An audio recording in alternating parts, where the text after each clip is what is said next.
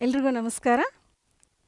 ಕರ್ನಾಟಕ ಸರ್ಕಾರ ಕಾಲೇಜು ಶಿಕ್ಷಣ ಇಲಾಖೆಯ ವಿಜಯಭವ ಯೂಟ್ಯೂಬ್ ಚಾನಲ್ಗೆ ತಮ್ಮೆಲ್ಲರಿಗೂ ಸ್ವಾಗತ.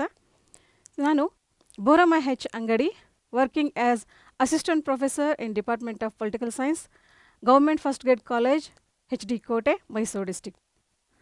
ಫ್ರೆಂಡ್ಸ್, ಇವತ್ತು ನಾನು ಜುಡಿಷಿಯಲ್ ಆಕ್ಟಿವಿಸಮ್ ಇನ್ ಇಂಡಿಯಾ, ಭಾರತದಲ್ಲಿ ನ್ಯಾಯಾಂಗ ಕ್ರಿಯಾಶೀಲತೆ, ಈ ವಿಷಯದ ಕುರಿತು ತಮ್ಮ ಮುಂದೆ ಕೆಲವು ವಿಷಯಗಳನ್ನ ಮಂಡಿಸೋದಕ್ಕೆ ಬಂದಿದ್ದೇನೆ. ನಾವು ಇತ್ತೀಚೆಗೆ ಸಾರ್ವಜನಿಕ ಹಿತಾಸಕ್ತಿಗೆ ಸಂಬಂಧಪಟ್ಟ ಹಾಗೆ ಸುಪ್ರೀಂ ಕೋರ್ಟ್ ಸಾಕಷ್ಟು ತೀರ್ಪುಗಳನ್ನು ನೀಡ್ತಾ ಇರೋದನ್ನು ನಾವು ನೋಡ್ತೇವೆ. ಅದು ಪರಿಸರ ರಕ್ಷಣೆಗೆ ಸಂಬಂಧಪಟ್ಟ ಹಾಗೆ ಆಗಿರ್ಬೋದು, ಮಹಿಳಾ ದೌರ್ಜನ್ಯ ತಡೆಗೆ ಸಂಬಂಧಪಟ್ಟ ಹಾಗೆ ಆಗಿರ್ಬೋದು. ಇತ್ತೀಚಿನ ಒಂದು ಪ್ರಚಲಿತ ಘಟನೆಯ ಉದಾಹರಣೆಯನ್ನು ಕೊಡೋದಾದರೆ, 3 ದಿನಗಳ ಹಿಂದೆ ಸುಪ್ರೀಂ ಕೋರ್ಟ್ ಈ ವಿವಾದಿತ ಕೃಷಿ ಕಾಯ್ದೆಗೆ ಸಂಬಂಧಪಟ್ಟ ಹಾಗೆ ಒಂದು ಮಹತ್ತರ ನಿರ್ಣಯವನ್ನು ಹೊರಹಾಕ್ತು. ಏನು ನಾವು ತಿಂಗಳುಗಟ್ಟಲೆ ಈ ಕೃಷಿ ಕಾಯ್ದೆಗೆ ಸಂಬಂಧಪಟ್ಟ ಹಾಗೆ ಏನು ಚಳುವಳಿಗಳನ್ನು, ರೈತರ ಹೋರಾಟಗಳನ್ನ ನೋಡ್ತಾ ಇದ್ವಿ. ಇದರಿಂದ ಈ ಹೋರಾಟದಿಂದ ಏನು ಸಾರ್ವಜನಿಕ ಹಿತಾಸಕ್ತಿಗೆ ಅಡ್ಡಿಯಾಗತ್ತೆ, ಏನು ಅದು ಆಸ್ತಿ ಹಾನಿ ಆಗಿರ್ಬೋದು, ಜೀವಹಾನಿ ಆಗಿರ್ಬೋದು, ಇವೆಲ್ಲ ಸಂಭವಿಸಬಾರದು ಅಂತ ಹೇಳಿ ಸುಪ್ರೀಂ ಕೋರ್ಟ್ ಮಧ್ಯಪ್ರವೇಶ ಮಾಡಿ 3 ಕೃಷಿ ಕಾಯ್ದೆಗಳ ಒಂದು ಜಾರಿಗೆ ಒಂದು ಕಡೆ ತಡೆಯನ್ನು ನೀಡಿದೆ. ಇನ್ನೊಂದು ಕಡೆಗೆ ಅದರಲ್ಲಿ ಏನು ಸಮಸ್ಯೆ ಇದೆ, ಯಾಕೆ ರೈತರು ಅದನ್ನು ವಿರೋಧಿಸ್ತಾ ಇದ್ದಾರೆ, ನಿಜವಾಗ್ಲೂ ಆ ಥರದ ಅಂಶಗಳು ಅದರಲ್ಲಿ ಕಂಡು ಬರುತ್ತಾ? ಟೋಟಲಿ ಅದನ್ನು ಒಟ್ಟಾರೆಯಾಗಿ ಅಧ್ಯಯನ ಮಾಡಿ ಅದಕ್ಕೆ ಸಂಬಂಧಪಟ್ಟಂತಹ ವರದಿಯನ್ನು ಸಲ್ಲಿಸೋದಕ್ಕೆ 4 ಜನ ಸದಸ್ಯರುಳ್ಳಂಥ ಒಂದು ಸಮಿತಿಯನ್ನು ಸುಪ್ರೀಂ ಕೋರ್ಟ್ ನೇಮಕ ಮಾಡಿದೆ. ಆ ಸಮಿತಿಗೆ 2 ತಿಂಗಳ ಕಾಲಾವಕಾಶವನ್ನು ಕೊಟ್ಟು ಆ ವರದಿಯನ್ನು ನೀಡಲು ತಿಳಿಸಿದೆ. ನಂತರದಲ್ಲಿ ಅದಕ್ಕೆ ಸಂಬಂಧಪಟ್ಟಂಥ ಮುಂದಿನ ನಿರ್ಣಯಗಳನ್ನು ಕೈಗೊಳ್ಳಲಾಗತ್ತೆ ಅಂತ ಸುಪ್ರೀಂ ಕೋರ್ಟ್ ಹೇಳ್ತು. ಇದು ಕೇವಲ ಸಾರ್ವಜನಿಕ ಹಿತಾಸಕ್ತಿಯನ್ನು ರಕ್ಷಿಸೋದಕ್ಕೋಸ್ಕರ ನ್ಯಾಯಾಂಗ ಪ್ರವೇಶವಾಗಿರೋದು. This is the best example for the judicial activism. ನಾನು ಈ ಟಾಪಿಕ್ನ ತಗೊಳ್ಳೋಕ್ಕೆ ಮುಖ್ಯ ಕಾರಣ, ಕಾಂಪಿಟೇಟಿವ್ ಎಕ್ಸಾಮ್ಸ್ಗೆ ತುಂಬ ಇದರಿಂದ ಸಹಾಯ ಆಗುತ್ತೆ. ಯಾಕಂದರೆ ಇತ್ತೀಚೆಗೆ ಈ ನಾವು ಏನು ಜುಡಿಷಿಯಲ್ ಸಿಸ್ಟಮಲ್ಲಿ ಲ್ಯಾಂಡ್ ಮಾರ್ಕ್ ಕೇಸಸ್ ಅಂತ ಏನು ಬರ್ತವೆ, ಆ ಎಲ್ಲ ಕೇಸ್ಗಳಿಗೆ ಸಂಬಂಧಪಟ್ಟಂಥ ಹೆಚ್ಚಿನ ವಿಷಯಗಳನ್ನು ನಮಗೀಗ ಕಾಂಪಿಟೇಟಿವ್ ಪರೀಕ್ಷೆಗಳಲ್ಲಿ ಕೇಳ್ತಾರೆ. ವಿಶೇಷವಾಗಿ ಈ ಒಂದು ಟಾಪಿಕ್ನ ಅಡಿಯಲ್ಲಿ UPSC, KPSC ಮೇನ್ಸ್ ಎಕ್ಸಾಮ್ ಬರೀತಕ್ಕಂಥ ಅಭ್ಯರ್ಥಿಗಳಿಗೆ ತುಂಬ ಸಹಾಯಕಾರಿಯಾಗತ್ತೆ. ಹೀಗಾಗಿ ಈ ಒಂದು ವಿಡಿಯೋದಲ್ಲಿ ಜುಡಿಷಿಯಲ್ ಆಕ್ಟಿವಿಸಮ್ನ ಒಂದು ಅರ್ಥ ಏನು, ಇದರ ಮೂಲ ಮತ್ತು ಬೆಳವಣಿಗೆ, ಅದು ಯಾವ ರೀತಿ ಹಂತ ಹಂತವಾಗಿ ಬೆಳೀತಾ ಬಂತು, ಅದರ ಬೆಳವಣಿಗೆಗೆ ಕಾರಣಗಳೇನು, ಅದರ ಅನುಕೂಲಗಳು, ಅನಾನುಕೂಲಗಳು, ವಾಟ್ ನೆಕ್ಸ್ಟ್, ಮುಂದೆ ಇದರ ಒಂದು ಫ್ಯೂಚರ್ ಏನು, ಇವೆಲ್ಲ ವಿಷಯಗಳನ್ನು ಸಾಧ್ಯವಾದ ಮಟ್ಟಿಗೆ ಚರ್ಚಿಸೋಣ. ಇದರ ಒಂದು ಬಗ್ಗೆ ಹೇಳೋದಾದರೆ, ಪರಿಚಯವನ್ನು ಮಾಡೋದಾದರೆ, judicial activism is a overactive role played by the judiciary. ನ್ಯಾಯಾಂಗ ತನ್ನ ಒಂದು ಅತಿಯಾದಂಥ ಕ್ರಿಯೆಯನ್ನು ತೋರಿಸೋದು ಯಾವುದಕ್ಕೆ ಅಂದರೆ, to uphold the constitutional and legal rights of the citizens ಅಂತ ಕರಿತೀವಿ. ಪ್ರಜೆಗಳ ಸಂವಿಧಾನಿಕ ಮತ್ತು ಕಾನೂನಾತ್ಮಕ ಹಕ್ಕುಗಳನ್ನು ಎತ್ತಿ ಹಿಡಿಯೋದಕ್ಕೆ ನ್ಯಾಯಾಂಗ ವ್ಯವಸ್ಥೆಯೇ ಒಂದು ಸ್ವಲ್ಪ ಅತಿಯಾಗಿ ಭಾಗವಹಿಸುವುದನ್ನು ನಾವು ನ್ಯಾಯಾಂಗದ ಕ್ರಿಯಾಶೀಲತೆ ಅಂತ ಕರಿತೇವೆ. ಇದು ಮೂಲತಃ ಜುಡಿಷಿಯಲ್ ಆಕ್ಟಿವಿಸಮ್ ಅಂತಲೇ ಸ್ಪಷ್ಟವಾಗಿ ಎಲ್ಲಿ ನಮೂದಿಸಿ ಅದರ ಒಂದು ಒರಿಜಿನ್ ಅಥವಾ ಅದರ ಒಂದು ಬೆಳವಣಿಗೆನ ನಮ್ಮ ಸಂವಿಧಾನದಲ್ಲಿ ನಾವು ಕಾಣೋದಿಲ್ಲ. ಬಟ್ ಪರೋಕ್ಷವಾಗಿ ಅದಕ್ಕೆ ಸಾಥ್ ನೀಡ್ತಕ್ಕಂಥ ಅಂಶಗಳು ನಮ್ಮ ಸಂವಿಧಾನದಲ್ಲಿ ಸಾಕಷ್ಟು ಇದ್ದಾವೆ. ಬಟ್ ನೇರವಾಗಿ ಎಲ್ಲೂ ಕೂಡ ಈ ಪದವನ್ನು ಯಾವುದೇ ಆರ್ಟಿಕಲ್ ವಾರು ನಾವು ಸಂವಿಧಾನದಲ್ಲಿ ನೋಡೋದಿಲ್ಲ. ಇದನ್ನೇನಂತ ಕರಿತೀವಿ, it's A invention of our judiciary system. ನಮ್ಮ ನ್ಯಾಯಾಂಗದ ಒಂದು ಅನ್ವೇಷಣೆ ಇದು. ಭಾರತದಲ್ಲಿ ನ್ಯಾಯಾಂಗ ಪ್ರಕ್ರಿಯೆಯಲ್ಲಿ ಬೆಳೆದು ಬಂದಂಥ ಒಂದು ಕಂಡುಕೊಂಡಂಥ ಒಂದು ಅಂಶ ಆಗಿದೆ. ಈ ಅಂಶವನ್ನು ಭಾರತಕ್ಕಿಂತ ಮುಂಚೆ US ನಲ್ಲೂ ಕೂಡ ಕಂಡುಕೊಳ್ಳಲಾಗಿತ್ತು. US ನಲ್ಲಿ ಈ ಆರ್ಥರ್ ಶ್ಲೆಸಿಂಗರ್ ಅನ್ನುವ ಒಬ್ಬ ಎಜುಕೇಟರ್ ತಮ್ಮ ಲೇಖನವಾದಂಥ ದ ಸುಪ್ರೀಂ ಕೋರ್ಟ್ ಅನ್ನುವ ಲೇಖನದಲ್ಲಿ, ಫಾರ್ಚೂನ್ ಮ್ಯಾಗಝಿನಲ್ಲಿ ಪ್ರಕಟವಾದಂತಹ ದ ಸುಪ್ರೀಂ ಕೋರ್ಟ್ ಅನ್ನುವ ಒಂದು ಲೇಖನದಲ್ಲಿ 1947ರಲ್ಲಿ ಈ ಜುಡಿಷಿಯಲ್ ಆಕ್ಟಿವಿಸಮ್ ಅನ್ನುವ ಒಂದು ಪದವನ್ನು ಪ್ರಪ್ರಥಮ ಬಾರಿಗೆ ಬಳಸ್ತಾರೆ. ನಂತರದಲ್ಲಿ ಇದು ಭಾರತದಲ್ಲೂ ಕೂಡ ಕಾಲಾನುಕ್ರಮದಲ್ಲಿ 1970ರ ದಶಕದಲ್ಲಿ ಇದು ನಮ್ಮ ನ್ಯಾಯಾಂಗ ವ್ಯವಸ್ಥೆಯಲ್ಲಿ ಕಂಡುಬರುತ್ತೆ. ಇದನ್ನು ನಾವು ಜುಡಿಷಿಯಲ್ ಡೈನಮಿಸಮ್ ಅಂತ ಕೂಡ ಕರಿತೀವಿ. ನ್ಯಾಯಾಂಗದ ಚಲನಶೀಲತೆ ಅಂದರೆ ಸಮಾಜದ ಹಿತಾಸಕ್ತಿಯನ್ನು, ಸಮಾಜದ ಒಳಿತನ್ನು ಸಾಧಿಸೋದಕ್ಕೋಸ್ಕರ ನ್ಯಾಯಾಂಗ ತಾನಾಗೇ ಕೆಲವು ಸಾರಿ ಮುಂದೆ ಬಂದು ಕೆಲವು ವಿಶೇಷ ಕ್ರಮಗಳ ಮೂಲಕ ಸರ್ಕಾರದ ಸಮರ್ಥ ಆಡಳಿತಕ್ಕೆ ಅವಕಾಶವನ್ನು ನೀಡಿಕೊಡ್ತಕ್ಕಂತಹ ಒಂದು ಕ್ರಮ ಅಂತ ಕರಿತೇವೆ. ದೆನ್ ಸೊ ಇದನ್ನು ಭಾರತದಲ್ಲಿ ಏನು 1970s ಇದು ಆರಂಭ ಆಯಿತು ಅಂತ ಹೇಳಿದೆ. ಇದರ ಒಂದು ಮೂಲ ಕಾರಣಕರ್ತರಾದಂತಹ ಜಡ್ಜಸ್ಗಳು ನಮ್ಮಲ್ಲಿ ಯಾರು ಅಂದರೆ justice V R. Krishna Iyer, justice P N. Bhagwati, justice O. Chinnappa Reddy, then justice D A. Desai. So ಈ ಪ್ರಮುಖ 4 ನ್ಯಾಯಾಧೀಶರು ನಮ್ಮ ನ್ಯಾಯಾಂಗ ಕ್ರಿಯಾಶೀಲತೆಯ ಪ್ರವರ್ತಕರು ಅಂತಲೇ ಕರಿತೀವಿ ನಾವು ಅವ್ರನ್ನ. These are the pioneers of our judicial system in India ಅಂತಲೇ ಇವರನ್ನು ಕರಿತೇವೆ. ಸೊ ಇದನ್ನು ಇನ್ನೊಂದು ಥರ ವ್ಯಾಖ್ಯಾನ ಮಾಡ್ತಾರೆ, it's a law making by the judges. Judicial activism is a law making by the judges ಅಂತ. ಸೊ ನ್ಯಾಯಾಧೀಶರು ಕಾನೂನು ರಚಿಸುವ ಪ್ರಕ್ರಿಯೆ. ಸೊ ನಮಗೆ ನಾರ್ಮಲ್ ಆಗಿ ಆ್ಯಕ್ಚುಲಿ ಕಾನೂನು ರಚಿಸುವ ಅಧಿಕಾರ ಇರೋದು ಶಾಸಕಾಂಗಕ್ಕೆ.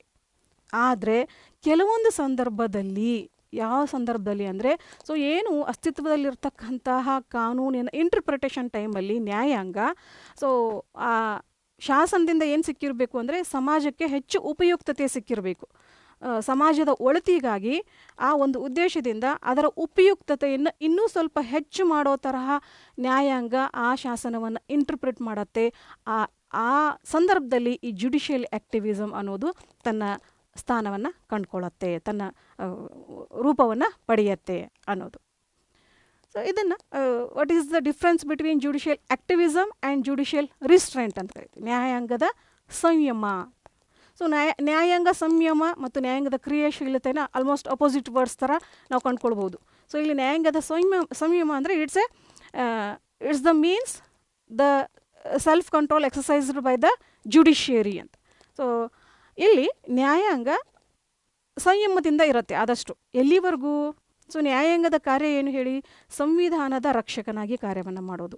ಸೊ ಎಲ್ಲಿವರೆಗೂ ಪಾರ್ಲಿಮೆಂಟ್ ಸಂವಿಧಾನಬದ್ಧವಾಗಿ ತನ್ನ ಅಧಿಕಾರಗಳನ್ನು ಚಲಾಯಿಸ್ತಾ ಹೋಗುತ್ತೆ, ಅದು ಶಾಸಕಾಂಗ ಆಗಿರ್ಬೋದು, ಕಾರ್ಯಾಂಗ ಆಗಿರ್ಬೋದು, ಸಂವಿಧಾನಬದ್ಧವಾಗಿ ನಡೀತಾ ಇರೋವರೆಗೂ ನ್ಯಾಯಾಂಗ ಮೌನವಾಗಿರೋದು.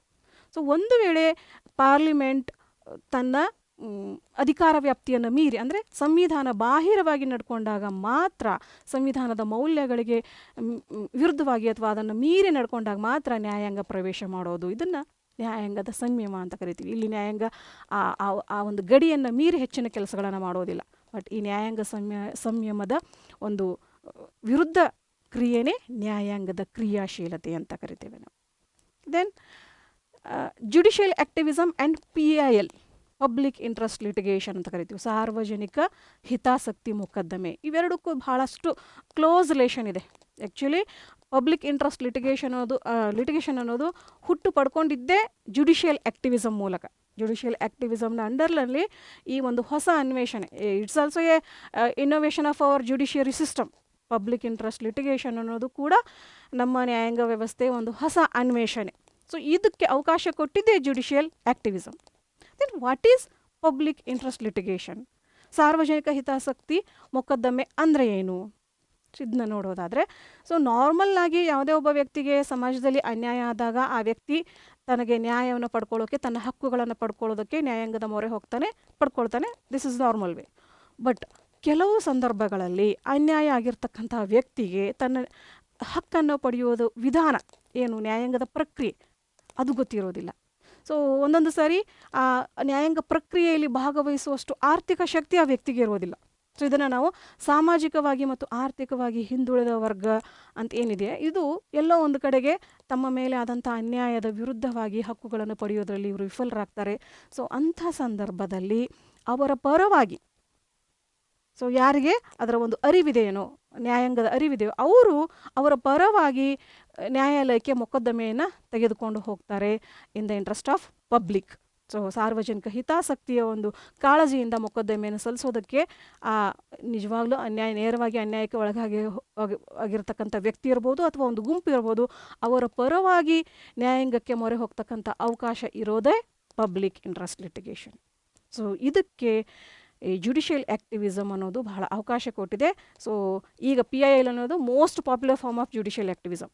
ಸೊ PILನ ಯಾವಾಗ ಸ್ವೀಕರಿಸಲಾಯಿತು, ಯಾವಾಗ ಒಪ್ಪಿಗೆ ಕೊಡಲಾಯಿತು ನ್ಯಾಯಾಂಗದಲ್ಲಿ, ಅದರಿಂದ ಇವತ್ತು ಸಾಕಷ್ಟು ವಿಷಯಗಳು PIL ಮೂಲಕನೇ ನ್ಯಾಯಾಂಗಕ್ಕೆ ಹೋಗ್ತಾ ಇದ್ದಾವೆ. ನ್ಯಾಯಾಂಗ ಹೆಚ್ಚು ಕ್ರಿಯಾಶೀಲ ಆಗೋಕ್ಕೆ ಅದು ಒಂದು ಕಾರಣ ಆಗಿದೆ. Judicial activism and judicial review, what is the difference between these ಅನ್ನೋದನ್ನು ನೋಡೋದಾದರೆ, ಜುಡಿಷಿಯಲ್ ರಿವ್ಯೂ ಅನ್ನೋದು ನಮಗೆಲ್ಲ ಗೊತ್ತು, ನ್ಯಾಯಾಂಗ ವಿಮರ್ಶಾಧಿಕಾರ ನಮ್ಮ ನ್ಯಾಯಾಲಯಕ್ಕೆ ಇದೆ. ಸೊ ಅಂದರೆ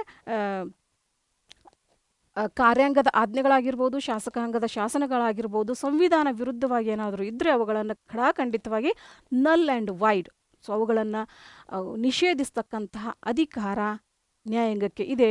ಇದನ್ನು ನಾವು ಜುಡಿಷಿಯಲ್ ರಿವ್ಯೂ ಅಂತ ಕರಿತೀವಿ. ಆ್ಯಕ್ಚುಲಿ ಈ ಜುಡಿಷಿಯಲ್ ರಿವ್ಯೂನ ಮುಂದುವರೆದ ಹೆಜ್ಜೆನೇ ಜುಡಿಷಿಯಲ್ ಆ್ಯಕ್ಟಿವಿಸಮ್. ಸೊ ಹೀಗಾಗಿ it is inherit in the judicial review ಅಂತ ನಾವು ಕರಿತೇವೆ. Then what are the cases regarding judicial activism? So ನ್ಯಾಯಾಂಗ ಕ್ರಿಯಾಶೀಲತೆಗೆ ಸಂಬಂಧಪಟ್ಟಂಥ ಕೆಲವು ಕೇಸ್ಗಳನ್ನು ನಾವು ಉದಾಹರಣೆಯಾಗಿ ನೋಡೋದಾದರೆ, ಸೊ ಇಲ್ಲಿ ನಾನು ಮೊದಲನೇ ಕೇಸಾಗಿ Golaknath versus state of Punjab 1967 ಈ ಕೇಸನ್ನು ತೆಗೆದುಕೊಂಡಿದ್ದೇನೆ. ಸೊ ಈ ಕೇಸ್ನಲ್ಲಿ ಮೊದಲ ಬಾರಿಗೆ ಒಂದು ಶಾಸಕಾಂಗದ ಒಂದು ಮಿತಿಯನ್ನು ಈ ಕೇಸ್ನಲ್ಲಿ ಹೇಳಲಾಯಿತು. ಸೊ ಯಾವ ರೀತಿ ಅಂದರೆ, any amendment violating fundamental rights is not allowed in the scheme of Indian constitution. So ಭಾರತದ ಸಂವಿಧಾನದ ಅಡಿಯಲ್ಲಿ ಮೂಲಭೂತ ಹಕ್ಕುಗಳಿಗೆ ಧಕ್ಕೆ ತರತಕ್ಕಂತಹ ಅಥವಾ ಅದನ್ನು ಉಲ್ಲಂಘಿಸ್ತಕ್ಕಂತಹ ಯಾವುದೇ ತಿದ್ದುಪಡಿಗೆ ಅವಕಾಶ ಇಲ್ಲ ಅನ್ನೋದನ್ನು ಸ್ಪಷ್ಟವಾಗಿ ಮೊಟ್ಟ ಮೊದಲ ಬಾರಿಗೆ ಗೋಲಕ್ನಾಥ್ ಕೇಸ್ನಲ್ಲಿ ಹೇಳಲಾಯಿತು ಆ ತೀರ್ಪಿನಲ್ಲಿ. ಸೊ ಆ ತೀರ್ಪು ಕೊಡುವ ಒಂದು ನ್ಯಾಯಪೀಠದ ಭಾಗವಾಗಿದ್ದಂತಹ ಜಸ್ಟಿಸ್ ಸುಬ್ಬಾರಾವ್ ಅವರು ಹೇಳ್ತಾರೆ, so article 368 provided procedure to amend the constitution only and not the power to amend. So ಇದು ಸಂವಿಧಾನವನ್ನು ತಿದ್ದುಪಡಿ ಮಾಡೋದಕ್ಕೆ 368ನೇ ವಿಧಿ ಪಾರ್ಲಿಮೆಂಟ್ಗೆ ಕೇವಲ ಪ್ರೊಸೀಜರನ್ನು ಒದಗಿಸುತ್ತೆ ಹೊರತಾಗಿ ನಾಟ್ ದ ಪವರ್, ಸೊ ಅಧಿಕಾರವನ್ನು, ಸಂಪೂರ್ಣ ಅಧಿಕಾರವನ್ನು ನೀಡೋದಿಲ್ಲ. So the parliament has the limited power to amend the constitution ಅನ್ನೋ ವಿಷಯವನ್ನು ಈ ಕೇಸ್ನಲ್ಲಿ ಆಗುತ್ತೆ. ಸೊ ಇದನ್ನು ನಾವು ಲ್ಯಾಂಡ್ಮಾರ್ಕ್ ಕೇಸ್ ಅಂತ ಕರಿತೀವಿ. ಇಲ್ಲಿ ಜುಡಿಷಿಯಲ್ ಆ್ಯಕ್ಟಿವಿಸಮ್ ಅನ್ನೋದು ತನ್ನ ಸ್ಥಾನವನ್ನು ಪಡ್ಕೊಳ್ಳುತ್ತೆ. Then Keshavananda Bharati versus state of Kerala. So ಇದನ್ನು ತಾವು ಸಾಕಷ್ಟು ಸಾರಿ ಎಲ್ಲರೂ ಕೇಳೇ ಇರ್ತೀರಿ ತುಂಬ ಜನ. ಇದನ್ನು landmark case in the history of our judiciary system ಅಂತ ಕರಿತೀವಿ. ಸೊ ಯಾಕಂದರೆ ಮೊಟ್ಟ ಮೊದಲ ಬಾರಿಗೆ 1973ರಲ್ಲಿ ಬೇಸಿಕ್ ಸ್ಟ್ರಕ್ಚರ್ ಡಾಕ್ಟ್ರೈನ್ ಪರಿಚಯ ಆಯಿತು, ಸಂವಿಧಾನದ ಮೂಲ ರಚನಾ ಸಿದ್ಧಾಂತ ಪರಿಚಯ ಆಯಿತು. ಇದನ್ನು ನಮ್ಮ ನ್ಯಾಯಾಧೀಶರಾದಂಥ MK ನಂಬಿಯಾರ್ ಅವರು ಪರಿಚಯಿಸಿದರು ಅಂತ ಹೇಳ್ತೇವೆ. ಸೊ ಇದರ ಪ್ರಕಾರ the parliament couldn't use its amending power under article 368 to destroy the basic structure or ಏನು ಸಂವಿಧಾನದ ಮೂಲ ರಚನೆ ಅಥವಾ ಚೌಕಟ್ಟು ಅಂತ ಏನು ಕರಿತೀವಿ. ಸೊ ಅದನ್ನು ಉಲ್ಲಂಘನೆ ಮಾಡುವ ರೀತಿ ಅಥವಾ ಅದನ್ನು ಮೀರಿ ನಡೆಯುವ ರೀತಿಯಾಗಿ ಪಾರ್ಲಿಮೆಂಟ್ ಸಂವಿಧಾನವನ್ನು ತಿದ್ದುಪಡಿ ಮಾಡುವ ಅಧಿಕಾರವನ್ನು ಹೊಂದಿಲ್ಲ 368ನೇ ವಿಧಿಯಡಿಯಲ್ಲಿ ಅನ್ನೋದನ್ನು ಮತ್ತೊಂದು ಸಾರಿ ಕೇಶವಾನಂದ ಭಾರತಿ ಕೇಸ್ ದೃಢಪಡಿಸುತ್ತೆ. ದೆನ್ ಮೇನಕಾ ಗಾಂಧಿ ಕೇಸ್ ಅನ್ನೋದು ಕೂಡ ಈ ಒಂದು ಕೇಸನ್ನು ಕೂಡ ನಾವು ಲ್ಯಾಂಡ್ಮಾರ್ಕ್ ಕೇಸ್ ಅಂತ ಕರಿತೀವಿ. It introduced A new doctrine of post decision hearing ಅಂತ ಕರಿತೀವಿ. So what is this? ಏನು ಪೋಸ್ಟ್ ಹಿಯರಿಂಗ್ ಡಾಕ್ಟ್ರಿನ್ ಅಂದರೆ ಏನು ಅನ್ನೋದನ್ನು ನೋಡೋಕ್ಕಿಂತ ಮುಂಚೆ ನಾವು ಈ ಕೇಸ್ನ ಒಂದು ಹಿನ್ನೆಲೆಯನ್ನು ನೋಡೋದಾದರೆ, ಸೊ ಮೇನಕಾ ಗಾಂಧಿಯವರಿಗೆ 1978ರಲ್ಲಿ ಅವರ ಪಾಸ್ಪೋರ್ಟನ್ನು ಸರೆಂಡರ್ ಮಾಡಬೇಕು ಅಂತ ಹೇಳಿ ಸರ್ಕಾರ ಆದೇಶ ಮಾಡುತ್ತೆ. ಸೊ ಅದಕ್ಕೆ ಮೇನಕಾ ಗಾಂಧಿಯವರು ಕಾರಣವನ್ನು ಕೇಳ್ತಾರೆ, what is the reason behind it ಅಂತ. ಬಟ್ ಅವಾಗ ಸರ್ಕಾರ ಯಾವುದೇ ಒಂದು ನಿರ್ದಿಷ್ಟ ಕಾನೂನಿನ ಅಡಿಯಲ್ಲಿ ಸಮರ್ಥನೆಯನ್ನು ಕೊಡದೆ, ಅಂದರೆ ನಿರ್ದಿಷ್ಟ ಕಾರಣವನ್ನು ಕೊಡದೆ, ಸಾರ್ವಜನಿಕ ಹಿತದೃಷ್ಟಿಯಿಂದ ತಮ್ಮ ಪಾಸ್ಪೋರ್ಟನ್ನು ನೀವು ಸರ್ಕಾರಕ್ಕೆ ಸರೆಂಡರ್ ಮಾಡಬೇಕು ಅಂತ ಹೇಳಿ ಒತ್ತಾಯಿಸುತ್ತೆ. ಆಗ ಮೇನಕಾ ಗಾಂಧಿಯವರು ಸುಪ್ರೀಂ ಕೋರ್ಟ್ನ ಮೊರೆಯನ್ನು ಹೋಗ್ತಾರೆ. ಸೊ ನನಗೆ ಆರ್ಟಿಕಲ್ 21 ಅಡಿಯಲ್ಲಿ I have the right to life and personal liberty. So I have the right to move, ನನಗೆ ಸಂಚಾರ ಮಾಡುವ ಹಕ್ಕಿದೆ 21ನೇ ವಿಧಿಯ ಅಡಿಯಲ್ಲಿ. ಸೊ ಹೀಗಾಗಿ ನನಗೆ ಸರ್ಕಾರ ಇದಕ್ಕೆ ಅವಕಾಶ ಮಾಡಿಕೊಡ್ತಾ ಇಲ್ಲ, ನನಗೆ ನ್ಯಾಯ ಬೇಕು ಅಂತ ಸುಪ್ರೀಂ ಕೋರ್ಟ್ಗೆ ಹೋಗ್ತಾರೆ. ಆ ಸಂದರ್ಭದಲ್ಲಿ ಸುಪ್ರೀಂ ಕೋರ್ಟ್ ಇಂಟರ್ಪ್ರಿಟ್ ಮಾಡುತ್ತೆ, 21ನೇ ವಿಧಿಯ ಅಡಿಯಲ್ಲಿ ಖಂಡಿತವಾಗಿಯೂ ಪ್ರತಿಯೊಬ್ಬರಿಗೂ right to life and personal liberty ಇದೆ, ಜೀವನ ಮತ್ತು ವೈಯಕ್ತಿಕ ಸ್ವಾತಂತ್ರ್ಯದ ಹಕ್ಕು ಇದೆ. ಬಟ್ ಅದನ್ನು ಕೆಲವು ಟೈಮ್ನಲ್ಲಿ ನಿರ್ಬಂಧಗಳನ್ನು ಅದರ ಮೇಲೆ ಹೇರ್ಬೋದು through procedure established by law. ಶಾಸಕಾಂಗ ಕಾನೂನುಗಳನ್ನು ಮಾಡುವುದರ ಮೂಲಕ ಅದರ ಮೇಲೆ ಕೆಲವು ನಿರ್ಬಂಧಗಳನ್ನು ಹೇರಬಹುದು. ಆದರೆ ಇಲ್ಲಿ ಅವರ ಪಾಸ್ಪೋರ್ಟನ್ನು ಸರೆಂಡರ್ ಮಾಡ್ಕೊಳ್ಳೋದಕ್ಕೆ ಯಾವುದೇ ಒಂದು ಸ್ಪಷ್ಟ ಕಾನೂನಿನ ಆಧಾರ ಇಲ್ಲ. ಸೊ ಈಗ ಸುಪ್ರೀಂ ಕೋರ್ಟ್ ಒಂದು ಹೊಸ ಕ್ರಮವನ್ನು ಜಾರಿಗೆ ತರುತ್ತೆ, ಒಂದು ಹೊಸ ದಾರಿಯನ್ನು ಕಂಡುಕೊಳ್ಳುತ್ತೆ. ಏನು ಅಂದರೆ, it introduces doctrine of post decision hearing. So ಇದು ಡ್ಯೂ ಪ್ರೊಸೆಸ್ ಆಫ್ ಲಾ ಅಡಿಯಲ್ಲಿ ಬರ್ತಕ್ಕಂತಹ ಒಂದು ಅಂಶ. So due process of law ಅನ್ನೋದನ್ನು ನಾನು ನೆಕ್ಸ್ಟು ವಿವರಣೆಯಲ್ಲಿ ನಿಮಗೆ ಕ್ಲಿಯರ್ ಮಾಡ್ತೇನೆ. ಸೊ ಇಲ್ಲಿ ಪೋಸ್ಟ್ ಡಿಸಿಷನ್ ಹಿಯರಿಂಗ್ ಅಂದರೆ it is opposite to the pre decision hearing. So 2 ತರಹದ ಹಿಯರಿಂಗ್ಗಳು ಬರ್ತವೆ. ಪ್ರೀ ಡಿಸಿಷನ್ ಹಿಯರಿಂಗ್ ಅಂದರೆ ನಾರ್ಮಲ್ ಆಗಿ ಸೊ ಯಾವುದೇ ಒಂದು ಕೇಸ್ ನಡೆದ ಮೇಲೆ ಏನು ವಾದ ವಿವಾದಗಳು ನಡೀತವೆ, ನಂತರ ತೀರ್ಪು ಹೊರಗೆ ಬರುತ್ತೆ. ತೀರ್ಪಿನಲ್ಲಿ ಕೊಟ್ಟಂತಹ ಕ್ರಮವನ್ನು ಆ್ಯಕ್ಷನನ್ನು ಜಾರಿಗೆ ತರಲಾಗತ್ತೆ. ಅದು pre decision hearing. But post decision hearing ಅಂದರೆ ಸೊ ಮೊದಲು ಆ್ಯಕ್ಷನನ್ನು ತೆಗೆದುಕೊಳ್ಳಲಾಗತ್ತೆ, ಕ್ರಮವನ್ನು ತೆಗೆದುಕೊಳ್ಳಲಾಗತ್ತೆ. ನಂತರ ಆ ಆ್ಯಕ್ಷನ್ ರಿಲೇಟೆಡ್ ಆದಂತಹ ಅಂಶಗಳನ್ನು ಚರ್ಚಿಸಲಾಗತ್ತೆ, ಹಿಯರಿಂಗ್ ನಡೆಯುತ್ತೆ. ಸೊ ಇಲ್ಲಿ ಮೇನಕಾ ಗಾಂಧಿಯವರಿಗೆ ಸುಪ್ರೀಂ ಕೋರ್ಟ್ ಏನು ಹೇಳ್ತು ಅಂದರೆ, ಎಸ್, ನೀವು ನಿಮ್ಮ ಪಾಸ್ಪೋರ್ಟನ್ನು ಸರೆಂಡರ್ ಮಾಡಿಬಿಡಿ. ಯಾಕಂದರೆ ಒಂದು ವೇಳೆ ನಾವು ಪಾಸ್ಪೋರ್ಟ್ ಸರೆಂಡರ್ ಮಾಡೋಕ್ಕೆ ಅವಕಾಶ ಕೊಡಲಿಲ್ಲ ಅಂದರೆ ಮುಂದೆ ಎಲ್ಲೋ ಒಂದು ಕಡೆಗೆ ಸಾರ್ವಜನಿಕ ಹಿತಾಸಕ್ತಿಗೆ ಧಕ್ಕೆ ಆಗಬಹುದಿತ್ತು. ಸೊ ಆ ಥರ ರಿಸ್ಕ್ ಬೇಡ. ಸೊ ನೀವು ಅದನ್ನು ಸರ್ಕಾರಕ್ಕೆ ಸರೆಂಡರ್ ಮಾಡಿ. ಬಟ್ ಅದರ ಹಿಂದಿನ ಉದ್ದೇಶ ಏನಿದೆ ಸರ್ಕಾರದ್ದು, ಅದನ್ನು ನಾನು ಹಿಯರಿಂಗ್ ಮೂಲಕ ತಮಗೆ ನ್ಯಾಯವನ್ನು ಒದಗಿಸ್ತೇನೆ ಅನ್ನೋ ಒಂದು ಅಂಶವನ್ನು ಈ ಪೋಸ್ಟ್ ಡಿಸಿಷನ್ ಹಿಯರಿಂಗ್ ಮೂಲಕ ಸುಪ್ರೀಂ ಕೋರ್ಟ್ ಈ ಕೇಸ್ನಲ್ಲಿ ಹೇಳ್ತು. ಸೊ ಆ ಪ್ರಕಾರ ಮೊದಲು ಅವರ ಒಂದು ಪಾಸ್ಪೋರ್ಟನ್ನು ವಶಪಡಿಸ್ಕೊಳ್ಳಾಯಿತು. ನಂತರ ಅದಕ್ಕೆ ಸಂಬಂಧಪಟ್ಟಂಥ ಹಿಯರಿಂಗ್ ನಡೀತು.